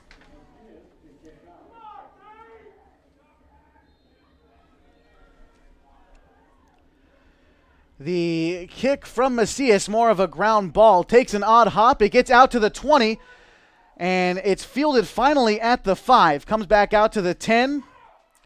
Gets to the 15, being brought down at the 17 was Eric Peltier, who was fielding that ball, had a little bit of trouble with it.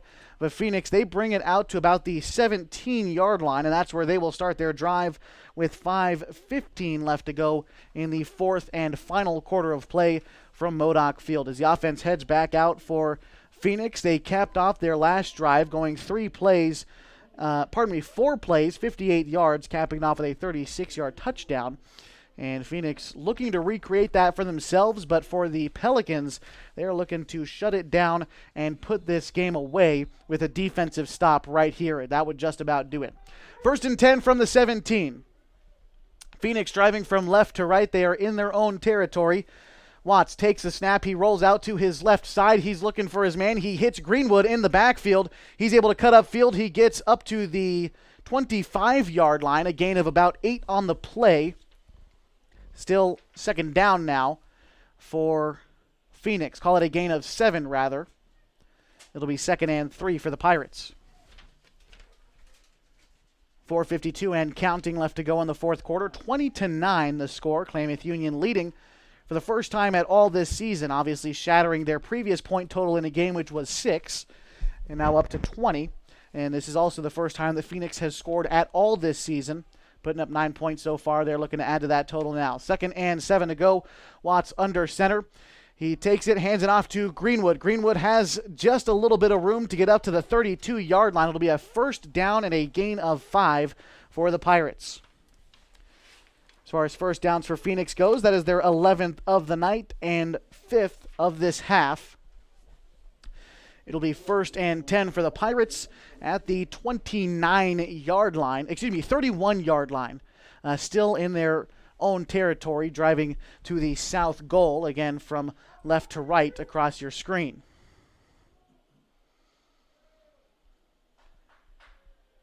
Two wide receivers lined out to either side for Phoenix. Watts takes the snap. He hands it off to Greenwood. Greenwood gets around one tackle and pushes it up to about the 44-yard line. Call it a gain of 3 on the play.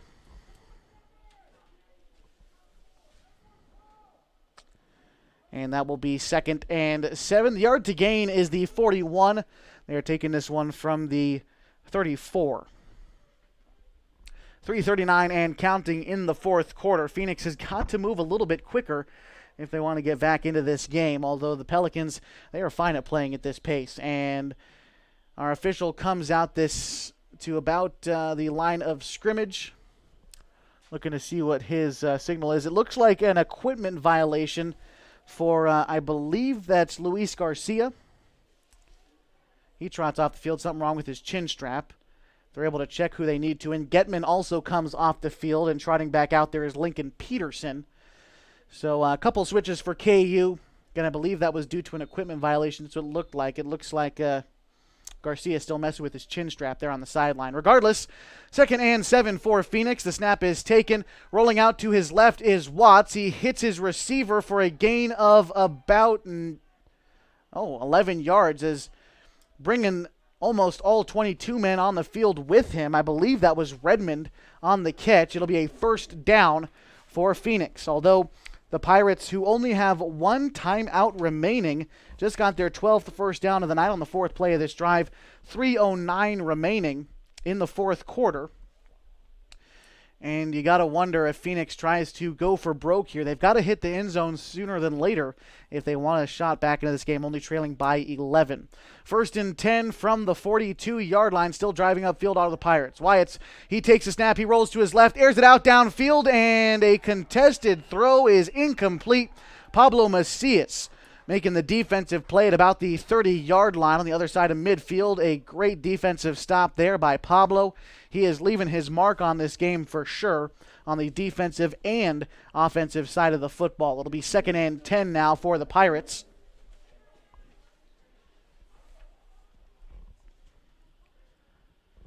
Clock stopped at 2:47 after the incompletion. 20-9 the score in the fourth quarter. Klamath Union is in the lead.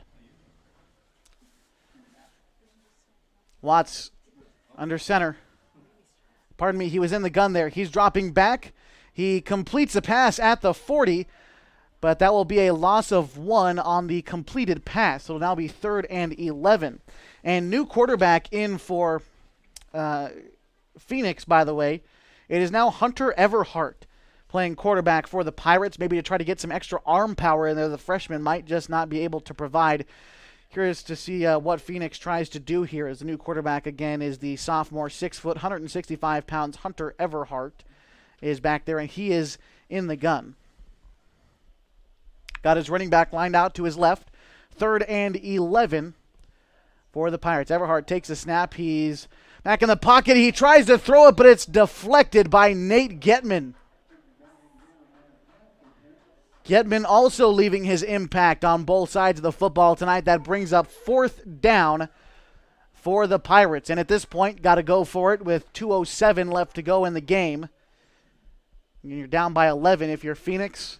See what kind of play you run here. And at this point, try to score in the next couple of plays. That's the goal for Phoenix. Of course, KU, again, they were happy to play at this slower pace right now and explode just like Getman did there, deflecting the pass, making it incomplete. 4th and 11 for Phoenix. Offensive linemen, they get back up to the ball here. Back there in the gun is Hunter Everhart. He's got 2 wide receivers lined out to either side, and whistle is blown. Looks like we're going to have a timeout called from Phoenix. That is their 3rd and final timeout of the half. We're going to stick with you through this one. 2:07 left to go in the fourth quarter here from Modoc Field. 20-9 is the score as we have it. Stick with us during the post-game show. We'll wrap up this game, take a look around the area, what's up next for all of our other Basin area schools, Henley Mazama, of course, playing tomorrow. We'll take a look at what happened up at Oregon Tech today, what the plan is tomorrow up on Campus Drive, and, of course, maybe we'll take a look at the NCAA tournament bracket along with what's next for Klamath Union High School athletics. All that's coming up in the post-game show. We've still got 127 seconds left to play in this fourth quarter. It'll be fourth and 11 for the Pirates. They started this drive with 5:15 left to go in the quarter, and they've held the ball for 3 minutes, gotten 5 plays, and this could be it for them as they decide to punt instead of go for it on 4th and 11. That's an interesting call coming out of the timeout. Bolstead takes the snap. He punts it out. They're going to let that one roll to about the 15. It's picked up at the 15, getting up the far sideline, brought out of bounds at the 22, and that's where KU will begin this drive with 1:55 left to go in this final quarter.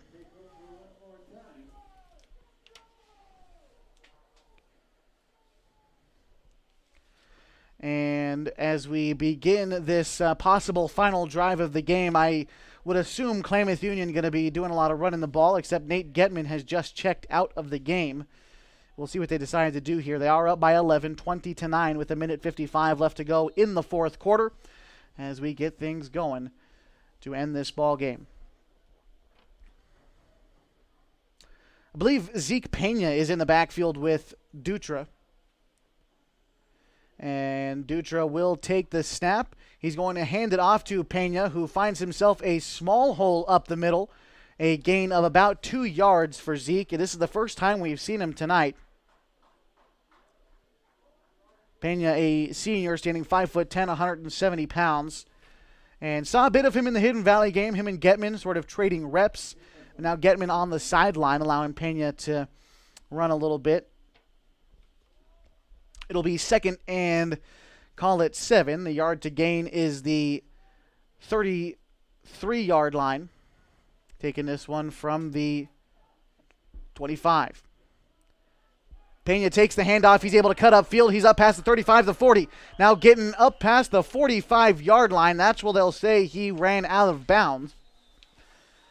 And pardon me, that wasn't Pena. That was Zumwalt there.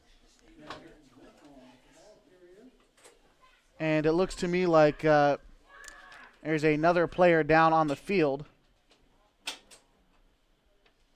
And not quite sure what happened. With 1:12 left to go in the fourth quarter, we are going to take one more break on the Les Schwab Tires Game of the Week on mybasin.com, 20-9, as we head to break. Leave it here.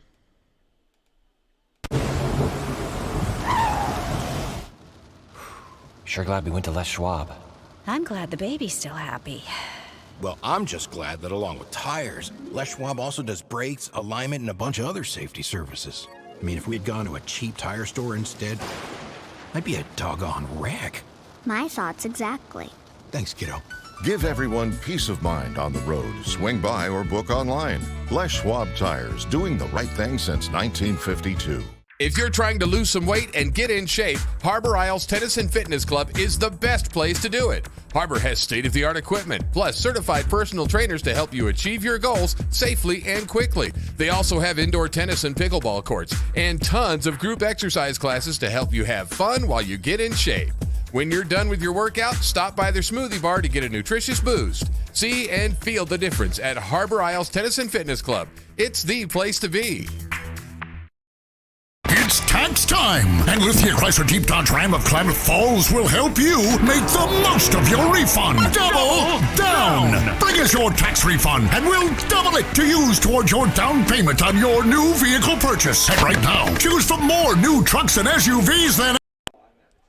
And we are back with live HD video on mybasin.com, interrupting the commercial break there as we come out of it. Zeke Pena, pardon me, on the near sideline, call that a gain of 15 on the play. That's a first down for KU, and apologies for interrupting the commercial break there. We had a player down on the field and wanted to be safe than sorry. Took a little bit of a longer break there, but we are back and glad that you are with us on the Les Schwab Tires Game of the Week on mybasin.com. And 20-9 the score. And for our radio listeners joining back in, we had a quick break there for a player down. Appreciate you being with us on 1150 AM and 92.9 FM KAGO. It's first down for the Pelicans. They're taking it from the 35-yard line in Phoenix territory, rather, as the clock continues to run. 37 seconds left to go, and this will likely be the last play of the game for Klamath Union. They're going to wait for the clock to go down as far as it can. Dutra is going to hand it off to Zumwalt, who tries to come up near the near sideline. It will be a loss of 1 on the play, and the fourth play of this drive for KU. With 18 seconds remaining, the final tonight, 20-9. Klamath Union with their first win of the season. Coming up in the post-game show, we'll talk a little bit about this game as well as what's up next for Klamath Union High School. Take a look at the area schools, what's up next for Oregon Tech, maybe talk a little bit about the NCAA basketball tournament bracket. And that is all coming up on the post-game show in just a bit. The final score tonight, 20-9. Klamath Union grabbing this one. We'll be right back with the post-game show. 750 AM, 92.9 FM KAGO, and mybasin.com. Threads. There are many threads that run through our region. There are churches and schools and Little League teams that bring us together and bind us into communities. There are roads and cars. There are houses and jobs and businesses, all woven together to make the fabric of our communities. There are financial threads that are part of that tapestry as well. For over 80 years, it's been our pleasure to be headquartered here, providing financial services to generations of our friends and neighbors. From that first savings account to retirement planning and all of the cars and houses and groceries in between, we keep your money local, investing it back into our communities, adding more threads to the fabric to make our communities stronger. Pacific Crest Federal Credit Union. Find your path. What rhymes with great? Participate. Where does greatness start? Here, in the classroom. On the stage. In the pool. On the field. Where will your greatness take you? To better grades. To more friends. Yeah! Be great. Participate!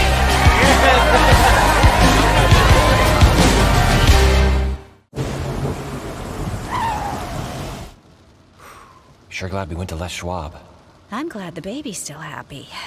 Well, I'm just glad that along with tires, Les Schwab also does brakes, alignment, and a bunch of other safety services. I mean, if we had gone to a cheap tire store instead, I'd be a doggone wreck. My thoughts exactly. Thanks, kiddo. Give everyone peace of mind on the road. Swing by or book online. Les Schwab Tires, doing the right thing since 1952.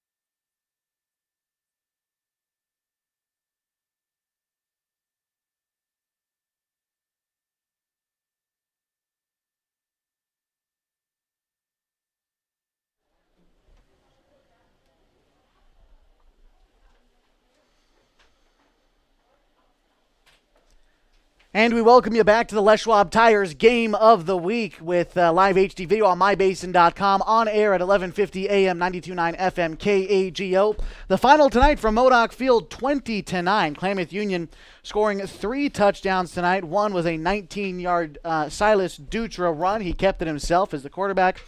The other one was a 14-yard connection between Dutra and Pablo Macias, a receiving touchdown there. And the final touchdown was a 38-yard Getman rush. Phoenix scored scored 1 touchdown tonight.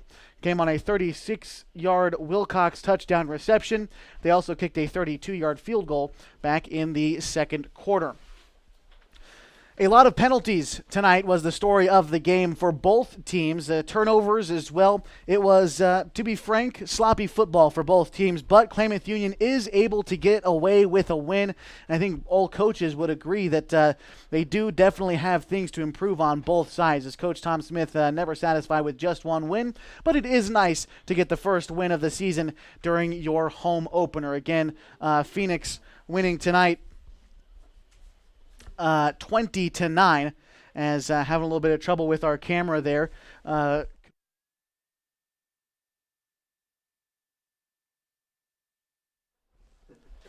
Again, 20-9, the final score.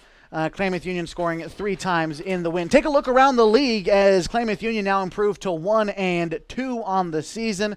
This was their first win. Phoenix now falling to 0-3. Mazama is atop the Skyline Conference at 2-0. Hidden Valley is right behind them, also at 2-0. Henley, who plays tomorrow, they are 1-1. And North Valley is at the very, very bottom of the Skyline Conference. They have yet to play their game yet. And apologies for the camera work there. Still getting it all situated. North Valley, again, have yet to play a game. They will actually play their first game tomorrow against Henley.